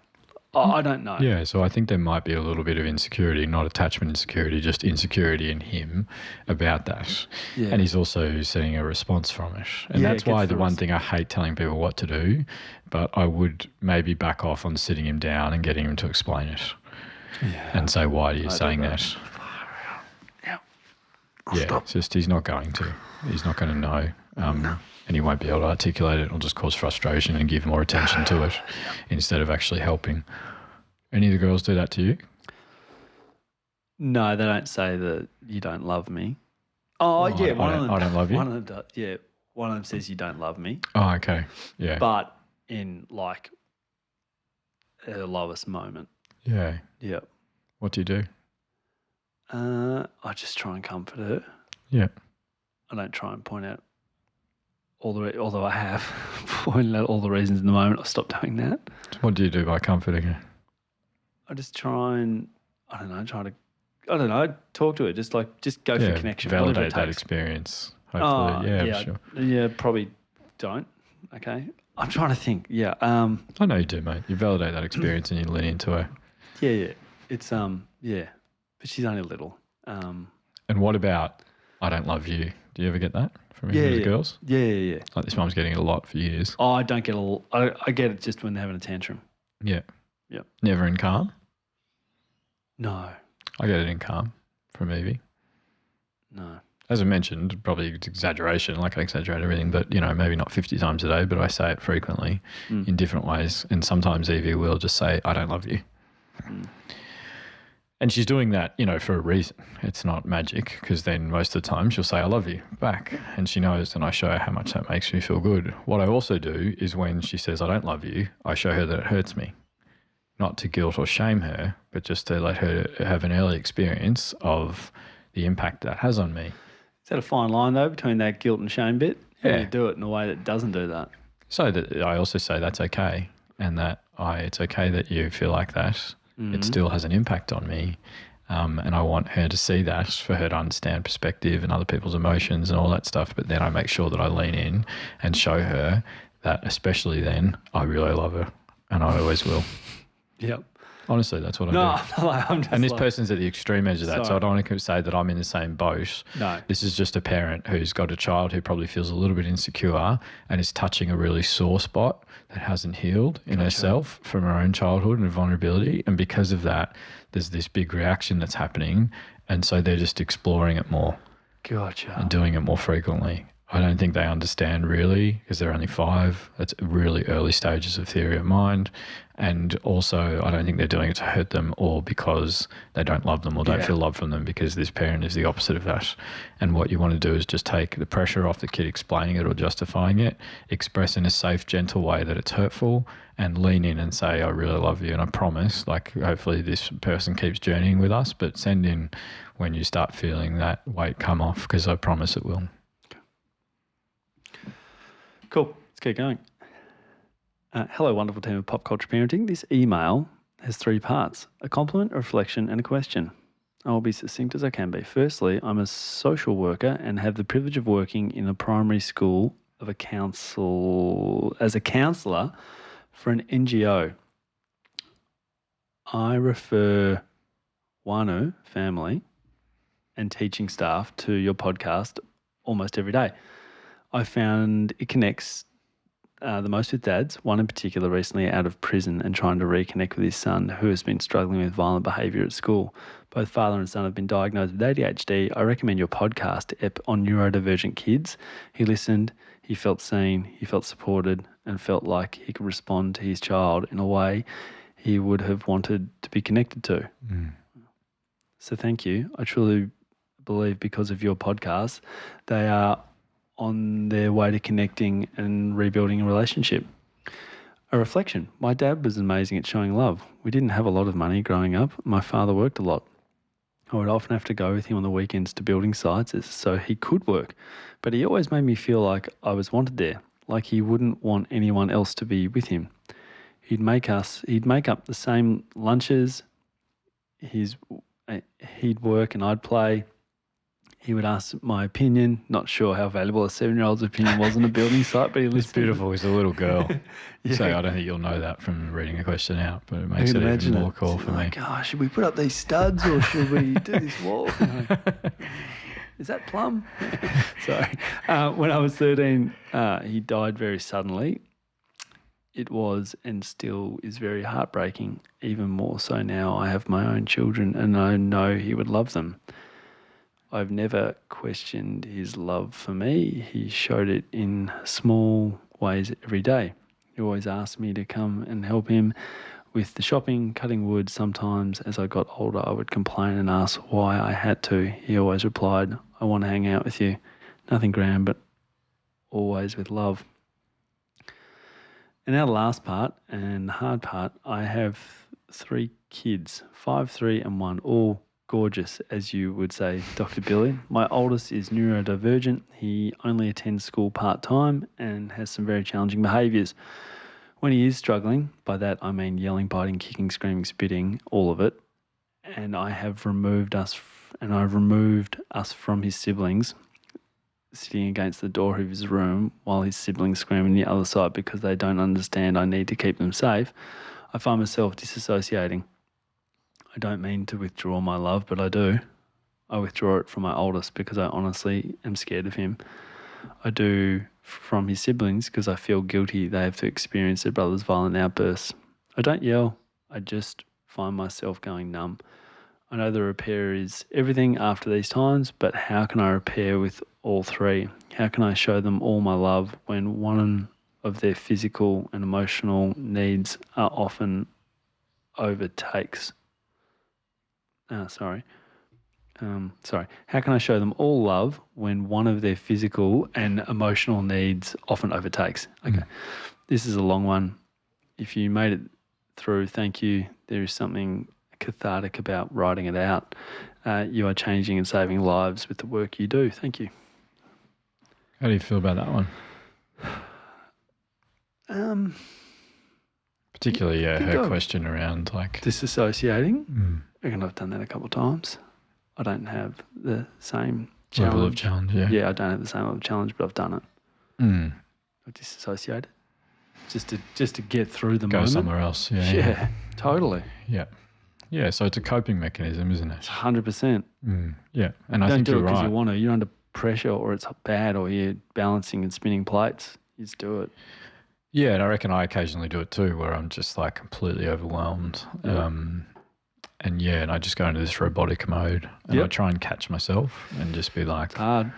when I catch myself doing it, I try and realize what's happening for me and what can I do to come back to then meet the needs of my kids. And I think that's a really hard thing to prioritize because you just feel guilt and shame and you miss the step of what do I need right now, and you go into like just trying to serve your kids when you're often still dysregulated and you often make things worse, and you don't actually have the cognitive ability because you haven't got access to your high ordering function stuff because your amygdala is so flooded that you can't get there. And so the repair is everything. That person's right. But I think also we can't just constantly be repairing. And so we need to, as a community, come around these kids and these parents like that and realise they need to be better resourced. The last question is a phenomenal perspective on that, and how much we need to prioritise those families. But it's really about, it is not normal. Do not expect that this is your life to constantly be in repair mode. It is not normal to be afraid of your child. It is not because there's something wrong with your child or there's something wrong with you as a parent. It's because there is a need and a skill set that is currently not being met or addressed. And as professionals that work in this space, we love doing it. It's about mental health first aid. It's about co-regulation. It's about anxiety. It's about a lot of the stuff we've done in the back catalogue. But realising, don't expect that this is how it will be, and it shouldn't be like that. And these are the kids that I love to meet in clinic. Because there's so much gain, but you are just in a coping mechanism because of how understandably overwhelmed you are. And if I, as a parent, was in the same situation, I would be equally, if not more so, overwhelmed. The idea that someone might be better in that situation is wrong. It's just because of how much they're holding. Most people would be in unhealthy coping mechanisms. And as professionals that work in this space, we are the worst at reaching out to help from others. So I would say reach out. The problem is that you go, no, I should know better than this. This is my expertise. I'm a phenomenal social worker that works with these kids and I know what to do. It's very hard to translate that into actually doing it, especially with challenging kids. I find it hard, and I've got kids that are very easy. Charlie and Yvette make me look like a good parent because of how great they are. But yeah. So I think going back to some of that stuff might be helpful. But yeah, what an amazing mum, but that's not your fault and it's not what you should expect. Yep. Sorry, I've just literally lost my spot. I think we're at 6. Yep,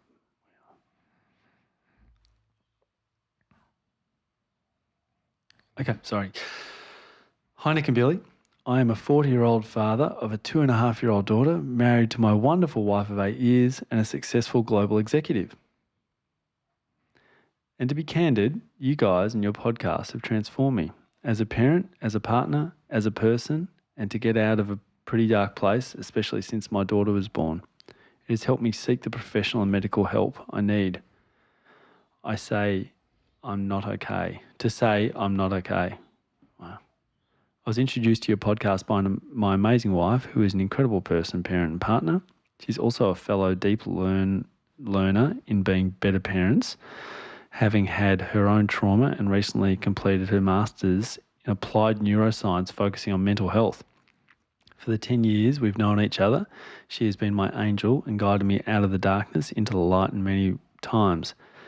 Even when things have been at breaking point, she has been committed to me and shown me love unconditionally. She is also the definition of love, committed, passionate and intimate. As a successful professional who struggles with anxiety, low self-worth and self-love, your most recent podcast really hit a nerve and couldn't have picked a better movie or scene. I am someone who has shown love but did not feel loved. Love was only conditional in our household, and as a child, the only way I knew to get love was to be successful, to do things and tirelessly seek external validation of love. But I never felt loved. This conditionality around love has made me very successful and capable. However, this operating model has got me only so far. But I am now stuck in the prison where unless I can show myself love and feel loved, it's very hard for me not to repeat those mistakes for my daughter and my partner. I even pushed back on listening to PCP for some time, as I felt like my wife reaching out and asking me to listen came from a place of criticism and that I wasn't being a good dad when she was coming from a place of love. As a fellow physics and space nerd, I loved the movie and the linkage to love. I love the connection between Murph and Cooper, and that scene always makes me emotional. I myself on a daily basis feel the torment that Cooper faced as a dad, being pulled between loving your daughter and not leaving her side, while at the same time doing everything you can to provide and give her everything so she can keep her safe. Even sacrificing yourself along the way, it's an impossible task. Like you guys, I tell my daughter every day that I love her, and I'm not scared that I am so scared that she doesn't feel it, that she feels like I did as a child and as I do now. So my question, Billy, is, as a dad who themselves struggles with unconditional love now and working to be better, what can I do so I do not transfer this to my daughter? How do I help her feel secure knowing that she feels loved forever? Thanks for the tireless effort. You guys are changing lives. You've changed mine. Yeah, so I don't know if you can relate to that, but I can really relate to that. I have this framework of what like success looks like, and that, how I will be loved by proving people wrong and that I'll deserve it and all that stuff. And you can kind of sense that in this parent, and this parent is kind of worried. And I think that acknowledging that is really important. This person clearly understands how supportive a partner they have, but kind of working on trying to find a new framework is really important. And what we do with a lot of kids is think about how do we put a better understanding of the world and your expectations around you of what like healthy relationships look like, and that you deserve to be accepted for who you are. There shouldn't be conditions around it, especially from people that you're close to. And you should have people who are passionate about you and intimate about you for who you genuinely are, not because of how you perform. And there's a really big difference, but I also struggle with that. And I think being aware of it and acknowledging it, and then, where necessary, and it's beautiful to hear so many people say this podcast helped me go and seek out help for my own mental health. And that's the thing that I struggle the most with in clinic, is convincing parents to do that. So I think just understanding that framework, yes, as they've said, doesn't serve me, but now find a better one. Find a way that, that success can still exist within your professional life, but think about trying to find calm and trying to find that it's okay not to perform, and it's just okay. And then just watch your kid and learn to do it with curiosity. How do they show love? How do they feel love? How do I know? And just instead of sitting down and talking to them about it, watch them. Yep. Just watch them and see, how do they feel safe? How do they light up? How do they come to me passionately? What intimate moments and connections do we have? Hopefully every day if I can. It's not the big things. It's not the time we went to Paris. Yep. It's the tiny little stuff that we do and the rituals that we have around bedtime, around meals, around whatever, especially if they're pressure points. They can be really helpful to soften those challenges. Mm-hmm. But yeah. So yeah, I just thought it was such an important one to read out, because I think there's probably a lot of us that can connect to that. Balance, yeah. Hey, Nick and Billy, I have a question I will get to later, and you're welcome to just cut to that as a short. But I urgently need to share with you the impact you're having. You've made such a huge impact on my life, both as a parent and an educator. I've been listening since Die Hard, and the PCP Pokemon have finally evolved its letter writing stage. I'll be honest, I never thought I'd be here, but here I am. It's been about 2 weeks now where I've had a fire in my belly and heart every morning on my way to school, needing to share with you the impact your work is having on my day-to-day life. Also, I have to say, when I hear about you working so bloody hard and not getting as much financial support as you need to run sustainably, I find myself ranting to myself in the car. I'll listen to ads. I'll pay and subscribe to your show. I'll promise to buy 5 of whatever shit you're selling in an ad. Just keep you guys happy and healthy and doing what you're doing. Seriously, you've built this amazing community who share your values. Don't be afraid to ask us to help. It means that much to us that I'm sure I'm not the only one who wants to help your work reach a wider audience. We're here with you. I'm a parent of a 7-month-old and nearly 3-year-old and work day-to-day teaching music at a primary school with over 850 kids. I can't tell you the amount of times the themes, ideas and passion you've shared with me have had a direct impact on students that I work, with the work I do. Whether it's helping a kid who is having a hard time manage their hard feelings during a lesson or reminding me to shift my focus from the compliance culture that is so easy to slip into as a teacher to really thinking about my students and what is going on for them. It's making a huge difference. Okay. I see the need for the conversations you're having in the world of education desperately. Basically, if you ever need an educator to work at the PCP school you eventually open, I'll be the first to put up my hand. This podcast has given me a sense of belonging that I didn't realise I desperately needed. As an educator thinking about these things, it has also helped me feel less alone, which means a lot. The pod has helped me to realise the true value of Dad's gift of unconditional love, and is also helping me deal with the fear that he will eventually be gone by realising that he has succeeded as a parent in the most spectacular way with the love I feel, and that his gift will be here long after he dies. Your relationship with each other is also a great comfort to me after a hard day. Provides the rare diamond of a public, healthy male friendship that I can work to build in my own life. Love it. As a parent, it goes without saying, but I see the amazing effects of this podcast every day before my eyes. Too many ways to mention, but thank you. Your latest episode on love was hugely powerful. My question, finally. Sorry, they wrote finally. Sounds like I'm just... Get to it, mate. No. Yeah, we've got enough praise. My question, finally, is this. The word love is often very taboo in the world of education, even though most of the amazing teachers I know show love to their students and receive it in a healthy way on a daily basis. How do you have healthy conversations about love in the education space, and how does this conversation need to shift? If you've read this all, I'm truly grateful. Thanks, legends.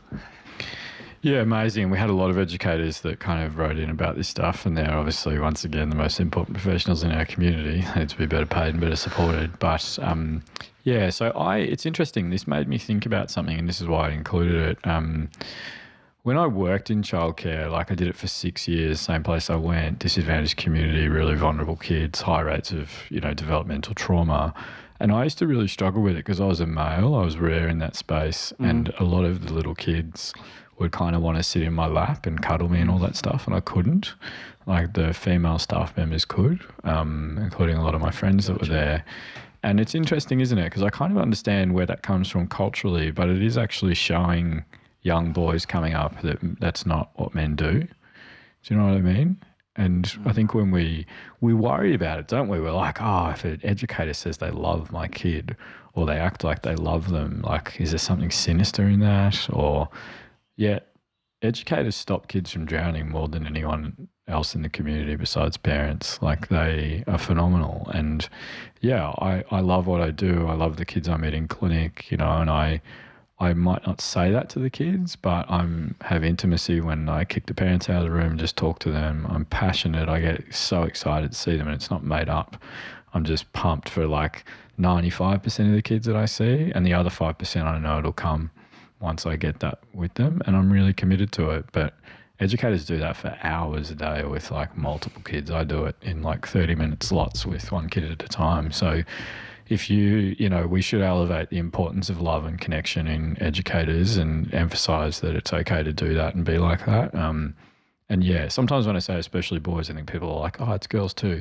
But I know that there's just a really huge vulnerability in boys and men not expressing how much they love things or their need to be loved. And I think it's one of the reasons that we see such awful rates of like domestic violence and mental illness in men, is because they just haven't got love or an ability to express it in healthy ways and their need for it in life. So I think, massive shout out, and I think educators should feel comfortable talking about that, and we as a community should support them in feeling safe to do so.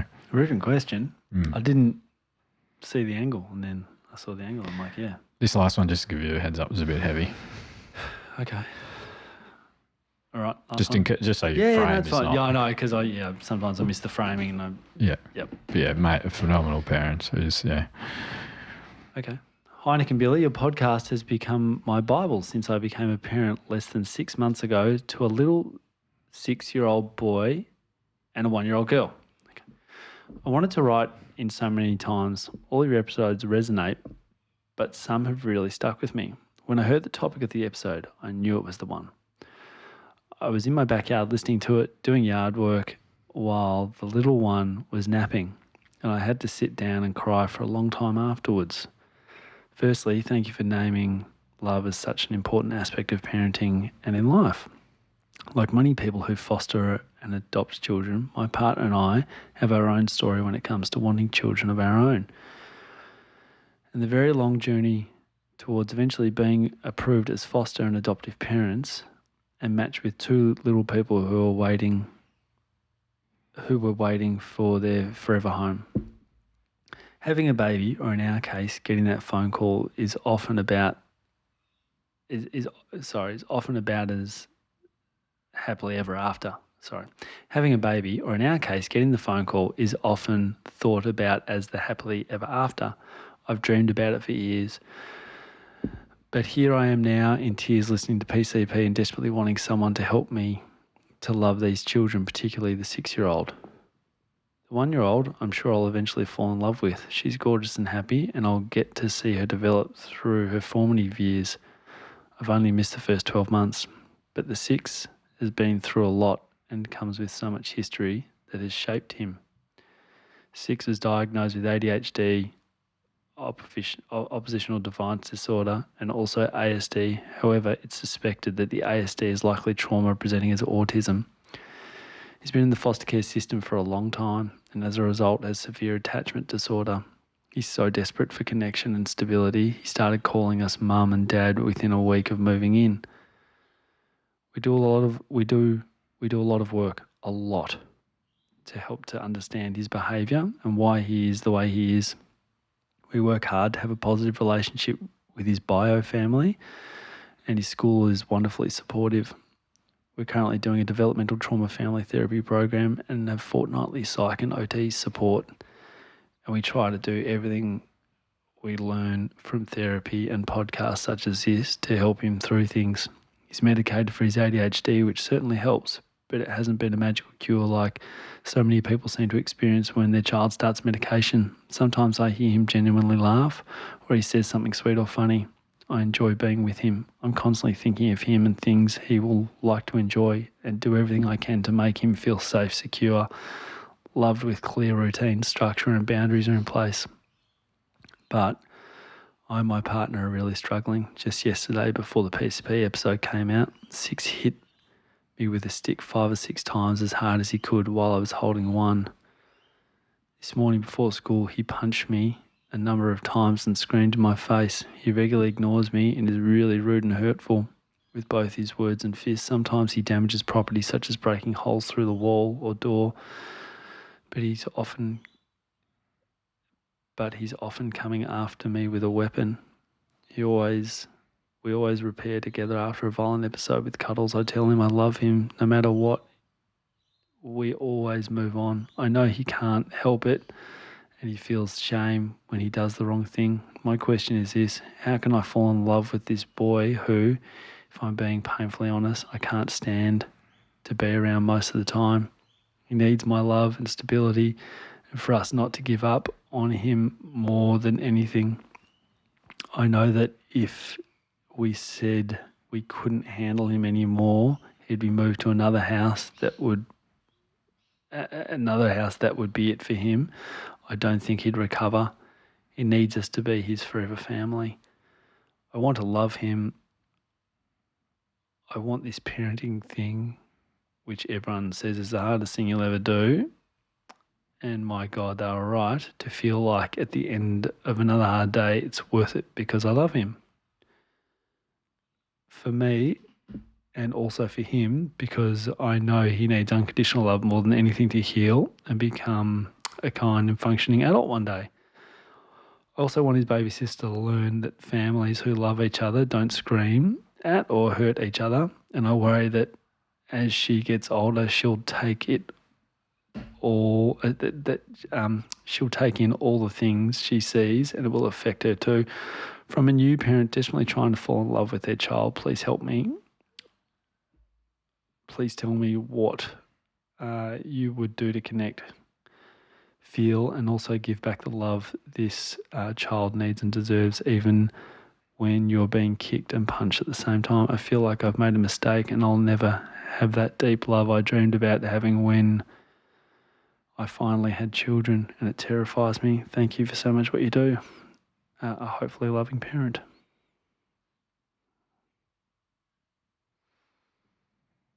Yeah, do you think you could do that? Don't know. I know I couldn't. I think those parents are the best of us. Those are the most vulnerable, like hurt and wounded people. I was going to say little kids, but they're the most vulnerable and hurt and wounded people in our world. And the ability to open your arms up to them when most people want to avoid them is something that, those people need to be acknowledged for the superheroes that they are, and they need to be supported way more than they currently are. I get to meet these kids in clinic, and we meet kids that are this age that have been in 10, 12 placements, and each one is your forever home, and then a couple of months later, you've been so violent that you're moved on again. And unfortunately, sometimes these kids end up in residential care, which is often like for, aged people that are having dementia, and that's where they'll spend their life. Yeah, you described this. And I don't judge those parents that do say in clinic, I can't do this anymore. And they've often sent up 100 flares saying I need more support, and it hasn't come. And we see this. We see parents saying I can't do this anymore. The important bit is they're very early on in this journey, 6 months. It sometimes takes years, and I don't want to be the reason the parent's saying I can't do this, but I promise you, if you do have the capacity to give it the time that it needs, and the child will pick that, not us. Once that kid feels safe, you will help build their security, and you will notice the behaviours change, because the reason that they're there is trauma and it's anxiety, and those things need to be addressed. The little 1-year-old will be fine as well, because they're going to see a phenomenal parent unconditionally care for and support this older kid. And I promise you will, it is normal to feel like you do now, and I promise you will not always feel that way. With both my kids, I did not love them in the first 6 months, and they had none of this trauma. They had no behaviours. I just need time to develop those connections, whereas a lot of mums, might have it instantly. Other mums won't, and that's okay as well. But if you can just keep investing in the relationship, trying to really understand that those behaviours come from violence that they experienced, from trauma that they experienced, and they're trying to fight a world that has shown them so much pain and hurt already, and get out ahead of it.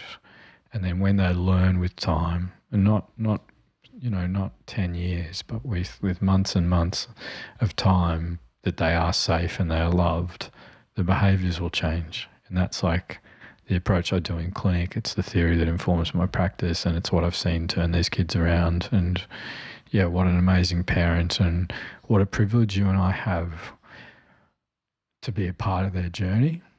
And I think it's it's the best thing about PCP. We say it a lot, but without getting too emotional. I think the part 2s are so powerful because people are vulnerable like that, and it lets us know that it's okay, and then hopefully we give some guidance about how to keep walking through that path. Anyway, let's go to the final reflections. Go to the reflections. There's 5. I think I'm starting. Do you want to? Okay, go. Yeah. I might get a bit teary, but as that person reminded us, that's okay, and so I shouldn't apologise for it. This is just 5 things that I thought are beautiful to end out this ep. Dear Nick and Billy, thank you for your amazing podcast. I only recently discovered it, and it's been an incredible resource. I actually came across your audiobook initially, and then much to my delight found you had a podcast too. I'm a solo mum by choice to a beautiful 18-month-old boy. As I'm parenting on my own, I've been trying to learn as much as I can from books and podcasts like yours. It took me having my own child to finally understand what unconditional love meant, I grew up knowing intellectually that I was loved, but without it being shown to me verbally or physically. I thought it was a happy childhood, but it took going to therapy and exploring why I was so anxious and depressed to realise that it wasn't. It was a punitive and harsh childhood where I'd quickly learnt that I got praise for academic achievements and compliant good girl behaviour. I was shamed and punished for not behaving in the way my parents wanted me to. I was always terrified of taking a single step wrong, and still am. I'd somehow internalised that not having any needs was the way to be safe and to be loved. I ended up being in a number of relationships over the years where I continued to minimise my needs, be scared to express my true feelings about anything, to never ask for anything, and sort of just focused on making myself as small as possible. To be honest, the last relationship I was in was emotionally abusive, and I didn't even recognise it until I was trying to get out of it and things escalated. I still carry around some shame about this. Why would an educated, smart woman like myself allow myself to be treated so badly in relationships? I've done a lot of work on myself and had therapy for years before I had a baby. I can see now more than ever that this is the best money I've ever spent. I realised that throughout my childhood and adulthood that I felt I had to be a certain way to be loved. I still struggle with this. My parents thought they were doing the right thing by ensuring I had the material things I needed, but they weren't thinking beyond the lowest rung of Maslow's hierarchy. Now that I have a child, this has blown my mind and my heart open. I could see from the moment he was born that he didn't have to do a thing aside from exist for me to love him. It's such a key part of everything we're talking about. Kids just need to exist. I try to show him affection, delight in him, and tell him I love him multiple times a day. I also tell him there's nothing he could do to make me stop loving him. I try so hard to make sure he doesn't have the same emotional scars that I do, and I hope that he grows up knowing deep in his bones that he's deserving of love and respect. You said on the podcast that you needed to make sure kids not just know they're loved, but they feel that they're loved. And I don't think I've ever felt so loved in my life as I have been as a mum. My son's face lights up when he sees me, and although he's not saying many words yet, he embraces me and kisses me on his own accord. We co-sleep, and recently he even kissed me on the forehead when he thought I was asleep, the same as I do for him. Being loved by my son has made me realise that maybe I also deserve to be loved for just being me, and it gives me a bit of hope that I might find a healthy relationship for myself someday. Thank you for all that you do. Billy, I think you're wonderful, but I wanted to give a special thank you to Nick for demonstrating how a person with secure attachment moves through the world. I don't have too many examples of this in my life. You're both such amazing role models. Thank you. Cool, you just roll, mate. You go. Okay. Hi, dear Billy and Dr. Nick. I was thinking about joy or perhaps passion after listening to your love episode on PCP. This year, after about 20 years, I quit my job working with vulnerable families to stay at home with my son. Some years ago, a clinician I look up to spoke a lot about the importance of helping parents find joyful moments with their children as critical to improving functioning in families. I'm now a fledgling parent of a 2-year-old, and everything I ever learnt and saw has new meaning. I am so grateful I experience joy every day with my son and delight with him on many occasions throughout the day. My heart bursts passionately with love. Sometimes it comes out of my eyes. Fellow sensitive soul, Billy. When Billy spoke about the destruction caused by conditional love, I recalled the many years of working with families who only have the blueprint to work this way and sadly struggle to find the joy and delight in their children very often, if at all. In the last 2 days, after struggling with some tantrums and going back through the archive shorts, I have been doing skill acquisition with my son by helping him learn to independently put on his pants. His little hands shake with excitement as he goes to give himself a clap when he succeeds. The unbridled joy he experienced when he looks at me and sees my face light up, as well as successfully realises he's got his feet through fills my heart. I think love is learnt and experienced through so many of these little moments, and it gives me hope for anyone struggling because it means there are so many opportunities to give and receive love in each day. Thank you for sharing your love, Nick and Billy. I know it inspires us all to keep coming from and trying to show up with love. Hi, Nick and Billy. Firstly, thank you for the warmth and support I get from you. You don't know me, but I feel so close to you both. You inspire my parenting values, and I love how you share your experiences so honestly. I was going to say it's refreshing, but it's more than that. It's life-changing. I'm another fan that you've converted to seeing a counsellor. My second daughter is 8 months old and was born profoundly deaf. She's getting her cochlear implants this coming Monday. I wrote her a short letter to help her process my thoughts and feelings. I don't know if or when I'll give it to her, but I like that it's there ready for her. I wanted to share it with you because I only worked out how to write it after listening to your latest episode. A letter to my daughter. My girl, your surgery is on Monday. I want you to know we are choosing this for you because we love who you are, not because we want to change who you are. My girl, we want to know your deaf world. We also want you to share our hearing world. We want our home to be a beautiful mix of the two, complementing each other. My girl, we commit to learning and teaching you and the whole family Auslan. We also commit to teaching and supporting you with spoken language. We commit to being guided by you to know which to use and when you need a break. My beautiful girl, the world was designed for the hearing in mind. I'll always advocate for you. Together we will ignore the rigid naysayers, educate the interested, and utilise the supportive. I'm passionate about you being unapologetically your glorious self. Who you are will not change on Monday, just the opportunities available to you. I'm here for you. I'll answer any questions you have as best I can. I'll always love you because you are you. Love, Mum. Thank you for taking the time to read this. I hope you both have a lovely day.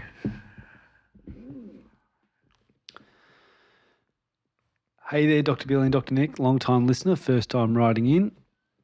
Very quickly, would like to mention that I love what you guys are doing. Every chance I get, I recommend the podcast and Billy's book to my classes, parents, my friends, fellow teachers and educators, and basically anyone who will listen to me ramble on about you guys. I feel connection with every episode you guys touch on, but this one, the Interstellar episode, really hit. I've always struggled with understanding what is love. How do you show love, and what does it actually mean to love? I don't mean it in a romantic sense, but in a family dynamic, mother and child relationship. Maybe this episode hit differently because I am now officially 10 days no contact with my emotionally abusive, narcissistic mother. After 29 years of enduring and hoping, 10 days ago, on my 29th birthday, after she, for the last time, sent me a long list of emotionally abusive messages, I decided to end the cycle. You spoke about 3 components of love. As someone who has had experienced some love, not all 3 components, within an unsafe and unpredictable environment, I realised how important it is to me that my son knows he is loved. I need to continue to show up for him and demonstrate all 3 of those components of love, even though they were never demonstrated to me. Something else quickly that stood out to me was the quote from the movie, "We're here to be memories for our parents." When I had my son, I found my purpose. Due to my childhood trauma, I have suppressed memories from age 1 to 7. I never want to experience anything like that. When I pass, I want my son to look back and remember how loved he was, how committed and passionate I was, how intimate our connection was.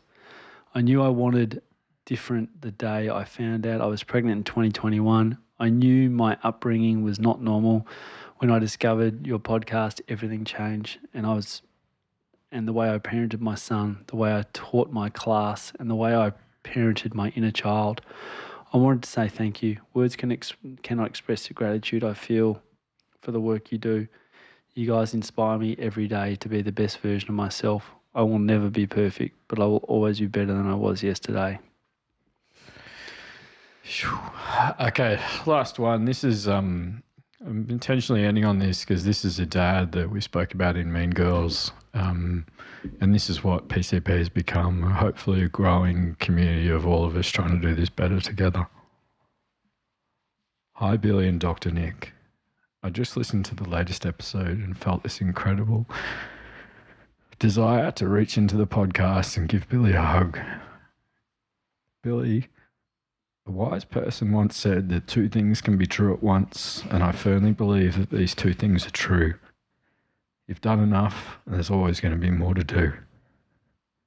This is a concept I struggle with and find it much easier to contemplate in the context of your life and the work you do than in the context of my own life, because introspection is hard for me. In the kindest way possible, you owe us nothing. You've given us more than we could have asked for, yet there is so much more you could give. There always will be. You have so much to give, and I get the feeling, Nick might back me up, that you'll never stop giving. Now, this only leaves one question, and it's not a question of whether or not to give. It must be a question of who to give to. Whether it's us, the listeners, the beautiful kids you met in clinic, your extremely brilliant wife, your kids, or even yourself. Nobody has the right to judge where you invest your time and energy. No matter what you do, there will be critics, so follow your heart and do what you know is right. Invest your time, love, and energy where you need to. If episode 100 is goodbye, then thank you, and let's say goodbye for now.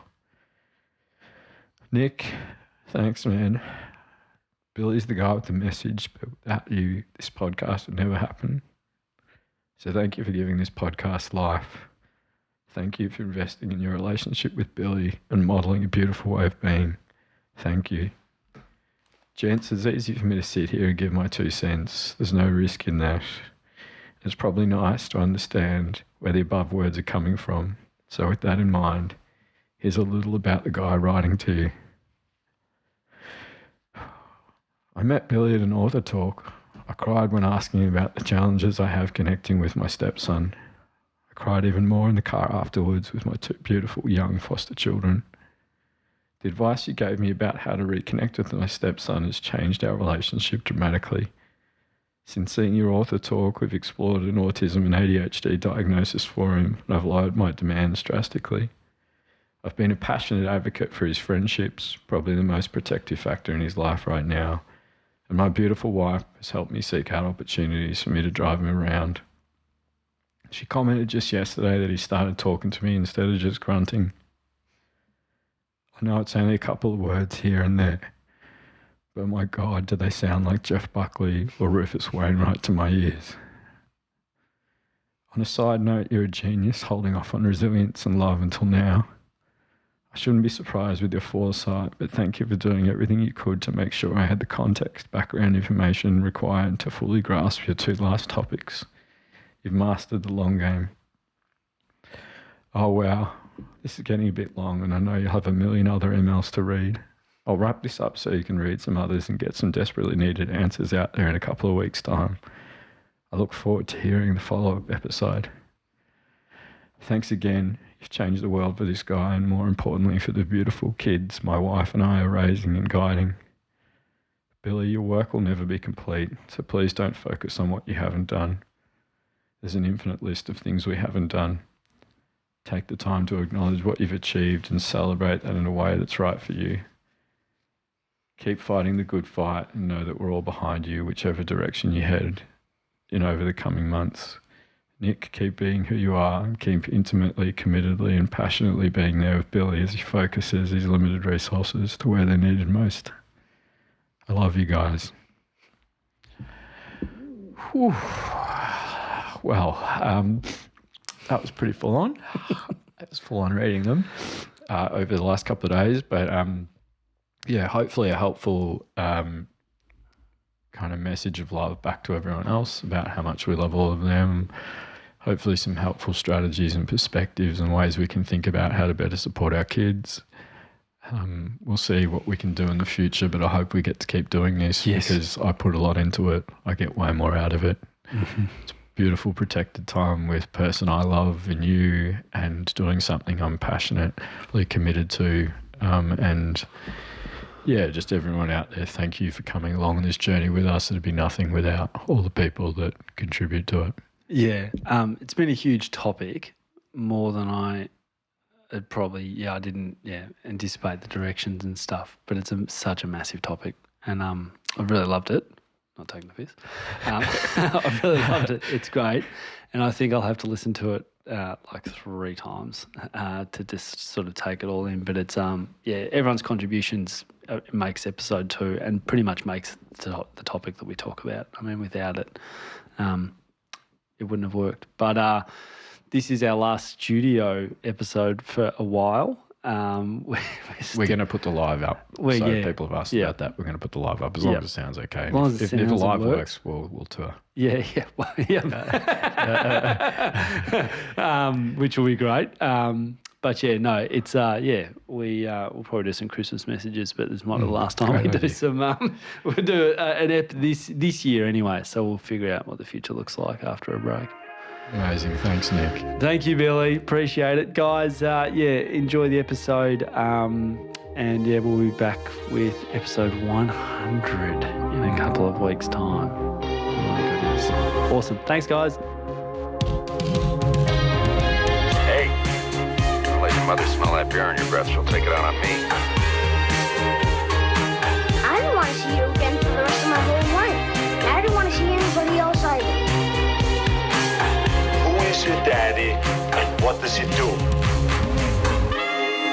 Just use your best judgment. We trust you.